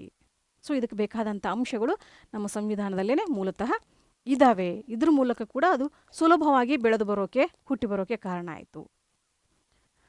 Then what are the pros associate with judicial activism ಅಂತ ಕರೀತೀವಿ. ಅಂದರೆ ಇದಕ್ಕೆ ಪರವಾದಂಥ ಅಂಶಗಳು ಏನೇನು, ಅಥವಾ ಇನ್ನೊಂದು ರೀತಿಯಲ್ಲಿ ಇದರ ಅನುಕೂಲಗಳು ಏನೇನು, ಇದರಿಂದ ಆಗ್ತಕ್ಕಂತಹ ಉತ್ತಮವಾದಂಥ ಪರಿಣಾಮಗಳು ಏನೇನು ಅನ್ನೋದನ್ನು ನೋಡೋದಾದರೆ, ಸೊ ಇದು it's works as A cheques and balance. ಅಂದರೆ ಈ ಸರ್ಕಾರದ ಇತರೆ ಶಾಖೆಗಳು ಏನಿದ್ದಾವೆ, ಶಾಸಕಾಂಗ ಮತ್ತು ಕಾರ್ಯಾಂಗ, ಇವೆರಡರ ನಡುವಿನ ಅಧಿಕಾರದ ಸಮತೋಲನಕ್ಕೆ ನ್ಯಾಯಾಂಗ ಒಂದು ಅವಕಾಶವನ್ನು ಒದಗಿಸಿಕೊಡುತ್ತೆ ಜುಡಿಷಿಯಲ್ ಆ್ಯಕ್ಟಿವಿಸಮ್ ಮೂಲಕ. ದೆನ್ ಒಂದು ಬ್ಯಾಲೆನ್ಸನ್ನು ಕ್ರಿಯೇಟ್ ಮಾಡುತ್ತೆ. ಅಂದರೆ ಇಲ್ಲಿ ಜುಡಿಷಿಯಲ್ ಆ್ಯಕ್ಟಿವಿಸಮ್ ಮೂಲಕ ಜಡ್ಜ್ಗಳಿಗೆ, ನ್ಯಾಯಾಧೀಶರಿಗೆ ವೈಯಕ್ತಿಕವಾದಂಥ ತೀರ್ಪನ್ನು ಕೊಡೋದಕ್ಕೆ ಅವಕಾಶ ಇರೋದರಿಂದ, ಅಂದರೆ ಅದು ವೈಯಕ್ತಿಕ ತೀರ್ಪು ಅಂದರೆ ಸಾರ್ವಜನಿಕ ಹಿತಾಸಕ್ತಿಯನ್ನು ಒಳಗೊಂಡಿರಬೇಕು, ಸರ್ಕಾರದ ಸಮರ್ಥ ಆಡಳಿತವನ್ನು ಒದಗಿಸೋದು ಉದ್ದೇಶದಿಂದ ಇಲ್ಲಿ ನ್ಯಾಯಾಧೀಶರು ತಮ್ಮ ಅನುಭವವನ್ನು ಬಳಸಿ ಉತ್ತಮವಾದಂಥ ತೀರ್ಪುಗಳನ್ನು ಕೊಡೋದಕ್ಕೆ ಅವಕಾಶವನ್ನು ಒದಗಿಸೋದ್ರಿಂದ ಸೊ ಇದು ಸಮಾಜದ ಮೇಲೆ ಉತ್ತಮವಾದಂಥ ಪರಿಣಾಮವನ್ನು, ಇಡೀ ಸಮಾಜಕ್ಕೆ ದಕ್ಷ ಆಡಳಿತವನ್ನು ಒದಗಿಸೋದಕ್ಕೆ ಸಹಾಯ ಆಗತ್ತೆ. Then it places trust in the judges and provides the inside into the issues. ಖಂಡಿತವಾಗಿಯೂ ಸೊ ಇದು ನ್ಯಾಯಾಧೀಶರ ಮೇಲೆ ನಂಬಿಕೆಯನ್ನು ಹುಟ್ಟಿಸುತ್ತೆ. ಹೀಗಾಗಿ ಅಲ್ಲಿ ನ್ಯಾಯಾಧೀಶರು ಯಾವುದೇ ಒಂದು ಸಮಸ್ಯೆಯ ಆಳಕ್ಕೆ ಹೊಕ್ಕು ನಾರ್ಮಲ್ ಆದಂತಹ ನ್ಯಾಯಾಂಗ ಪ್ರಕ್ರಿಯೆಗಳನ್ನು ಮೀರಿ, ಸೊ ವಿಶಾಖಾ ಕೇಸಲ್ಲಿ ಹಾಗೆ ಆಯಿತು. ಬನ್ವಾರಿ ದೇವಿ ಮೇಲೆ ಅತ್ಯಾಚಾರ ನಡೆದಿದೆ ಅನ್ನೋದಕ್ಕೆ ಪ್ರತ್ಯಕ್ಷ ಸಾಕ್ಷಿಗಳು ಸಿಗದೆ ಹೋದರೂ ಕೂಡ ಅಲ್ಲಿ ಏನೇನು ಪ್ರಕರಣಗಳು ನಡೆದಿದ್ದಾವೆ ಅಂದರೆ ಸಾಕ್ಷಿಗಳನ್ನು ಮುಚ್ಚಿ ಹಾಕೋದಕ್ಕೆ ಏನೇನು ಪ್ರಯತ್ನಗಳು ನಡೆದಿದ್ದಾವೆ ಅವುಗಳನ್ನೆಲ್ಲ ಕನ್ಸಿಡರ್ ಮಾಡಿ ಅವರು ತಮ್ಮ ಇನ್ಸೈಟ್ ಮೂಲಕ, ಒಳನೋಟದ ಮೂಲಕ ಅಲ್ಲಿ ಒಂದು ಹೊಸ ತೀರ್ಪನ್ನು ಕೊಟ್ಟರು. ಸೊ ಇದು ಸಮಾಜಕ್ಕೆ ಅದ್ಭುತವಾದಂಥ ಕೊಡುಗೆಯನ್ನು ನೀಡೋದಕ್ಕೆ ಸಹಾಯ ಆಗುತ್ತೆ. Then it helps to the judiciary to keep a check on the misuse of power by the state government when it interferes and harms the residents. So ಖಂಡಿತವಾಗಿಯೂ ಈ ನ್ಯಾಯಾಂಗ ಇಲ್ಲಿ ಏನು ಮಾಡುತ್ತಂದರೆ ಸರ್ಕಾರದ ಅಧಿಕಾರ ದುರುಪಯೋಗವನ್ನು ತಡೆಯುತ್ತೆ. ಸೊ ಯಾವ ರೀತಿ ಅಂದರೆ ನಾವು ಇದನ್ನು ಸ್ಪಷ್ಟವಾಗಿ ಕಾಣ್ತೀವಿ ಮೇನಕಾ ಗಾಂಧಿ ಕೇಸ್ನಲ್ಲಿ. ಸೊ ಅಲ್ಲಿ ಯಾಕೆ ನಾನು ಎಕ್ಸ್ಪ್ಲೇನ್ ಮಾಡಿದ ಉದಾಹರಣೆಗಳನ್ನ ಹೇಳ್ತಿದ್ದೀನಿ ಅಂದರೆ ಈಸಿಲಿ ಅರ್ಥವಾಗತ್ತೆ. ಸೊ ಅಲ್ಲಿ ಒಂದು ವೇಳೆ ಸರ್ಕಾರದ ಒಂದು ಇಂಟರ್ಫರೆನ್ಸ್ ಬೇಕಂತಲೇ ಅಲ್ಲಿ ಸರ್ಕಾರ ಅಧಿಕಾರವನ್ನು ದುರುಪಯೋಗಪಡಿಸ್ಕೊಳ್ತಾ ಇದೆ ಅನ್ನೋದನ್ನು ಕಂಡು ಬಂದಾಗ ಅಲ್ಲಿ ನ್ಯಾಯಾಂಗ ಮಧ್ಯೆ ನಿಂತು ಆ ದುರುಪಯೋಗಕ್ಕೆ ತಡೆಯನ್ನು ಹಾಕತ್ತೆ ಈ ಜುಡಿಷಿಯಲ್ ಆ್ಯಕ್ಟಿವಿಸಮ್ ಮೂಲಕ. Then avoids hasty decisions by the majority government ಅಂತ ಕರೀತೀವಿ. ಬಹುಮತ ಸರ್ಕಾರದ ಆತುರ ನಿರ್ಧಾರಗಳು. ಸೊ ಒಂದು ಸರ್ಕಾರಕ್ಕೆ ಸ್ಪಷ್ಟ ಬಹುಮತ ಇದ್ದಾಗ ಸರ್ಕಾರದ ವರ್ತನೆ ಒಂದು ಥರ ಇದ್ದರೆ, ಈ ಸಮ್ಮಿಶ್ರ ಸರ್ಕಾರಗಳಿದ್ದಾಗ ಸರ್ಕಾರಗಳ ವರ್ತನೆ ಒಂದು ಥರ ಇರುತ್ತೆ. ಸ್ಪಷ್ಟ ಬಹುಮತ ಇದ್ದಾಗ ಏನು ಮಾಡುತ್ತೆ, ಸೊ ಹೆಂಗಿದ್ರೂ ನಮಗೆ ಬಹುಮತ ಇದೆ. ಸೊ ಪಾಸ್ ಆಗತ್ತೆ ಕಾನೂನು ಅಂತ ಹೇಳಿ ಆತುರದ ಶಾಸನಗಳನ್ನು ಜಾರಿಗೆ ತಕ್ಕಂಥ ಸನ್ನಿವೇಶ ಇರುತ್ತೆ. ಸೊ ಆತುರದ ನಿರ್ಣಯಗಳಲ್ಲಿ ಎಷ್ಟೋ ಸಾರ್ವಜನಿಕ ಹಿತಾಸಕ್ತಿಗೆ ಧಕ್ಕೆಯನ್ನು ಉಂಟು ಮಾಡ್ತಕ್ಕಂತಹ ಅಧಿಕಾರವನ್ನು ಬಳಸಿಕೊಂಡು ಯಾವುದೇ ವರ್ಗವನ್ನು ಹತ್ತಿಕ್ಕತಕ್ಕಂಥ ಪ್ರಯತ್ನಗಳು ಇರ್ಬೋದು. ಸೊ ಅಂಥ ಪ್ರಯತ್ನಗಳನ್ನು ಕೂಡ ಇಲ್ಲಿ ಜುಡಿಷಿಯಲ್ ಆ್ಯಕ್ಟಿವಿಸಮ್ ತಡೆಯುತ್ತೆ. What are the cons? So ಅದರ ಒಂದು ಲಿಮಿಟೇಷನ್ಸ್ ಅಂತ ಕರಿತೀವಿ, ಅಥವಾ ಅದರ ದೋಷಗಳು ಅಂತ ಕರಿತೀವಿ. ನ್ಯಾಯಾಂಗ ಕ್ರಿಯಾಶೀಲತೆಯ ದೋಷಗಳು ಏನೇನು? First of all, it limits the functioning of the government. ಸರ್ಕಾರದ ಒಂದು ಕಾರ್ಯಚಟುವಟಿಕೆಗಳನ್ನು ಮಿತಿ ಮಾಡುತ್ತೆ. ಸೊ ಪ್ರತಿಯೊಂದಕ್ಕೂ ಮಧ್ಯಪ್ರವೇಶ ಮಾಡಿ ನ್ಯಾಯಾಂಗ ಸರ್ಕಾರದ ಒಂದು ಕ್ರಮಗಳನ್ನು ಇಂಟರ್ಪ್ರಿಟ್ ಮಾಡಿದಾಗ ಎಲ್ಲೋ ಒಂದು ಕಡೆ ಸರ್ಕಾರಕ್ಕೆ ಏನು ಅನಿಸುತ್ತೆ? ಸೊ ತನ್ನ ಕಾರ್ಯವ್ಯಾಪ್ತಿ ಸಂಕುಚಿತವಾಗಿದೆ, ಮಿತಿಯಾಗಿದೆ ಅಂತ ಅನಿಸುತ್ತೆ. ದೆನ್ ಸೊ ಇಲ್ಲಿ ಯಾವುದೇ ಒಂದು ಪ್ರಕರಣಕ್ಕೆ ಸಂಬಂಧಪಟ್ಟ ಹಾಗೆ ಒಬ್ಬ ನ್ಯಾಯಾಧೀಶರು ತೆಗೆದುಕೊಂಡಂತಹ ಅಭಿಪ್ರಾಯಗಳು ಏನಾಗ್ಬಿಡ್ತವೆ, ಅವು ಲ್ಯಾಂಡ್ಮಾರ್ಕ್ ಕೇಸಸ್ ಅಂತ ಏನು ಕರಿತೀವಿ. ಸೊ ಅದೇ ಅಭಿಪ್ರಾಯಗಳನ್ನು ಇಟ್ಕೊಂಡು ಮುಂದಿನ ಆಡಳಿತವನ್ನು ನಡೆಸ್ತಕ್ಕಂಥ ಮಾನದಂಡಗಳಾಗ್ತವೆ. ಬಟ್ ಆ ಒಂದು ಕೇಸ್ನ ಅಭಿಪ್ರಾಯಗಳು ಆ ಸಂದರ್ಭಕ್ಕೆ ಮಾತ್ರ ಸೂಟ್ ಆಗ್ತಿರ್ತವೆ, ಹೊಂದ್ಕೊಳ್ತಿರ್ತವೆ. ಮುಂದಿನ ಒಂದು ಕೇಸ್ಗಳಲ್ಲಿ ಆ ಅಭಿಪ್ರಾಯ ಸಮಂಜಸವಾಗಲಿಕ್ಕಿಲ್ಲ. ಬಟ್ ಇಲ್ಲಿ ಏನಾಗುತ್ತೆ, ಅವುಗಳನ್ನೇ ಮಾನದಂಡವಾಗಿಟ್ಕೊಂಡು ಮುಂದುವರಿಯೋದ್ರಿಂದ ಎಲ್ಲೋ ಒಂದು ಕಡೆಗೆ ಇದು ಕೂಡ ಆಲದ ಮರದ ತರಹ ಆಗ್ಬೋದು. So next, it harms the public at large as the judgment may be influenced by the personal or selfish motives ಅಂತ ಕರಿತೀವಿ. ಸೊ ಇಲ್ಲಿ ನ್ಯಾಯಾಧೀಶರು ಯಾವುದೇ ವೈಯಕ್ತಿಕ ಅಥವಾ ಸ್ವಾರ್ಥ ಉದ್ದೇಶಗಳಿಂದ ಏನಾದರೂ ಪ್ರಭಾವಿತವಾಗಿ ತೀರ್ಪನ್ನು ಕೊಟ್ಟಿದ್ದರೆ ಅದು ಖಂಡಿತವಾಗಿಯೂ ಕೂಡ ಪಬ್ಲಿಕ್ಕಿಗೆ ದೊಡ್ಡ ಪ್ರಮಾಣದಲ್ಲಿ ಸಾರ್ವಜನಿಕರಿಗೆ ಹಾನಿಯನ್ನು ಉಂಟು ಮಾಡುತ್ತೆ. ಯಾಕಂದರೆ ಅಲ್ಲಿ ವೈಯಕ್ತಿಕ ಒಂದು ವಿಶ್ಲೇಷಣೆಗೆ, ಇಂಟರ್ಪ್ರಿಟೇಷನ್ಗೆ ಅವಕಾಶ ಇರೋದರಿಂದ ಅದೇ ಅವಕಾಶಗಳನ್ನು ಏನಾದರೂ ನ್ಯಾಯಾಧೀಶರು ಸ್ವಾರ್ಥ ಉದ್ದೇಶಕ್ಕೆ, ವೈಯಕ್ತಿಕ ಉದ್ದೇಶಕ್ಕೆ ಏನಾದರೂ ಬಳಸ್ಕೊಂಡ್ರೆ ಅದು ತುಂಬ ದೊಡ್ಡ ಪ್ರಮಾಣದಲ್ಲಿ ಹಾನಿ ಸಂಭವಿಸುತ್ತೆ. It's also a very big limitation ಅಂತ ಕರಿತೀವಿ ನಾವು. ಹಾಗೆ ಇದು ನ್ಯಾಯಾಂಗ ಕ್ರಿಯಾಶೀಲತೆಯನ್ನು ಸಂಸತ್ತು ಮತ್ತು ಶಾಸಕಾಂಗದ ಕಾನೂನು ರಚಿಸುವ ಒಂದು ಅಧಿಕಾರವನ್ನು ಎಲ್ಲ ಒಂದು ಕಡೆಗೆ ನಿರ್ಬಂಧಿಸುತ್ತೆ. ಯಾಕಂದರೆ ನಮ್ಮದು ಪ್ರಜಾಪ್ರಭುತ್ವ ರಾಷ್ಟ್ರ, ಸಂಪೂರ್ಣವಾಗಿ ಪ್ರಜೆಗಳಿಗೆ ಕಾನೂನು ರಚಿಸುವ ಅಧಿಕಾರ ಇರೋದು ಶಾಸಕಾಂಗಕ್ಕೆ ಮಾತ್ರ. ಸೊ ಇಲ್ಲಿ ನ್ಯಾಯಾಂಗ ಜುಡಿಷಿಯಲ್ ಆ್ಯಕ್ಟಿವಿಸಮ್ ಮೂಲಕ ಮಧ್ಯಪ್ರವೇಶ ಮಾಡಿ ಎಲ್ಲ ಒಂದು ಕಡೆಗೆ ಆ ಹಕ್ಕನ್ನು, ಅಧಿಕಾರವನ್ನು ಕಿತ್ಕೊಂಡಂಗಾಗತ್ತೆ. ದೆನ್ ಸೊ ಪದೇ ಪದೇ ನ್ಯಾಯಾಲಯಗಳು ಈ ಸರ್ಕಾರದ ಒಂದು ಕಾರ್ಯಪ್ರಕ್ರಿಯೆಯಲ್ಲಿ ಜುಡಿಷಿಯಲ್ ಆ್ಯಕ್ಟಿವಿಸಮ್ನ ಹೆಸರಿನಲ್ಲಿ ಮಧ್ಯಸ್ಥಿಕೆ ವಹಿಸ್ತಾ ಇದ್ದರೆ ಸರ್ಕಾರದ ಸಮಗ್ರತೆ ಆಗಿರ್ಬೋದು, ಅದರ ಗುಣಮಟ್ಟ, ದಕ್ಷತೆಯ ಬಗ್ಗೆ ಜನರಿಗೆ ಒಂಥರ ನಂಬಿಕೆ ಹೋಗಿಬಿಡತ್ತೆ. ಸೊ ಏನಪ್ಪ, ಸರ್ಕಾರ ಈ ತರಹ ಕಾನೂನು ತಂದಿತ್ತು, ಬಟ್ ಸುಪ್ರೀಂ ಕೋರ್ಟ್ ಬಂದು ಅದು ಸರಿ ಇಲ್ಲ, ಅದನ್ನು ಈ ತರಹ ಮಾಡಿ ಇನ್ನೂ ಸುಧಾರಿಸಿ ಅಂತ ಹೇಳ್ತು. ಹಾಗಿದ್ರೆ ನಮ್ಮ ಸರ್ಕಾರದ ಒಂದು ದಕ್ಷತೆ ತುಂಬ ಕಡಿಮೆ ಇದೆ ಅಂತ ಹೇಳಿ ಪಬ್ಲಿಕ್ಕು ಏನಾಗುತ್ತೆ, ಸಾರ್ವಜನಿಕರಿಗೆ ಸರ್ಕಾರದ ಗುಣಮಟ್ಟ ಮತ್ತು ದಕ್ಷತೆಯ ಬಗ್ಗೆ ಒಂಥರ ನಂಬಿಕೆ ಕಡಿಮೆ ಆಗತ್ತೆ. ಸೊ ಇದು ಕೂಡ ಇದರ ಒಂದು ಗಮನಾರ್ಹ ದೋಷ ಅಂತ ಕರಿತೀವಿ ನಾವು. Then what next? ಸೊ ವೇಫರ್ ಅಂದರೆ ಇಷ್ಟೊಂದು ನ್ಯಾಯಾಂಗದ ಕ್ರಿಯಾಶೀಲತೆಯಿಂದ ಅನಾಹುತಗಳು ಆಗ್ತವೆ. ಹಾಗಿದ್ರೆ ಯಾಕೆ ನಾವು ಕ್ರಿಯಾಶೀಲತೆಯನ್ನು ಮುಂದುವರಿಸ್ಬೇಕಾ ಅಥವಾ ಅದಕ್ಕೆ ತಡೆ ನೀಡಬೇಕಾ ಅನ್ನೋದನ್ನು ನಾವು ಯೋಚನೆ ಮಾಡಿದಾಗ ಖಂಡಿತವಾಗಿಯೂ ಕೂಡ ನ್ಯಾಯಾಂಗದ ಕ್ರಿಯಾಶೀಲತೆ ಅನ್ನೋದು ಸಾರ್ವಜನಿಕ ಹಿತಾಸಕ್ತಿಯನ್ನು, ಉತ್ತಮ ಆಡಳಿತವನ್ನು ಒದಗಿಸ್ಕೊಡೋದಕ್ಕೆ ಉತ್ತಮವಾದಂಥ ಸಾಧನ. ಆದರೆ ಕೆಲವು ಅಂಶಗಳನ್ನು ಇಲ್ಲಿ ಗಮನದಲ್ಲಿ ಇಟ್ಕೊಂಡು ಇದನ್ನು ಚಲಾಯಿಸಿದರೆ ಖಂಡಿತವಾಗಿಯೂ ರಾಷ್ಟ್ರದ ದಕ್ಷ ಆಡಳಿತಕ್ಕೆ ಉತ್ತಮವಾದ ಕೊಡುಗೆಯನ್ನು ನೀಡ್ಬೋದು. ಸೊ ಏನು ಮಾಡಬೇಕು ಹಾಗಿದ್ರೆ ಅಂದರೆ ಇಲ್ಲಿ ನ್ಯಾಯಾಂಗದ ಕ್ರಿಯಾಶೀಲತೆ ಮತ್ತು ನ್ಯಾಯಾಂಗದ ಅತಿಕ್ರಮಣ ಅಂತ ಕರಿತೀವಿ. Judicial activism and judicial over reach. So over reach ಅನ್ನೋದು ಅತಿಕ್ರಮಣ ಅಂದರೆ ಅಲ್ಲಿ ನ್ಯಾಯಾಂಗ ಅವಶ್ಯಕತೆಗಿಂತ ಹೆಚ್ಚಿನ ಪಾತ್ರವನ್ನು ವಹಿಸಿ ಅದು ನ್ಯಾಯಾಂಗದ ಭಾಗವಹಿಸುವಿಕೆ ಅತಿಕ್ರಮ ಆಗಬಾರ್ದು.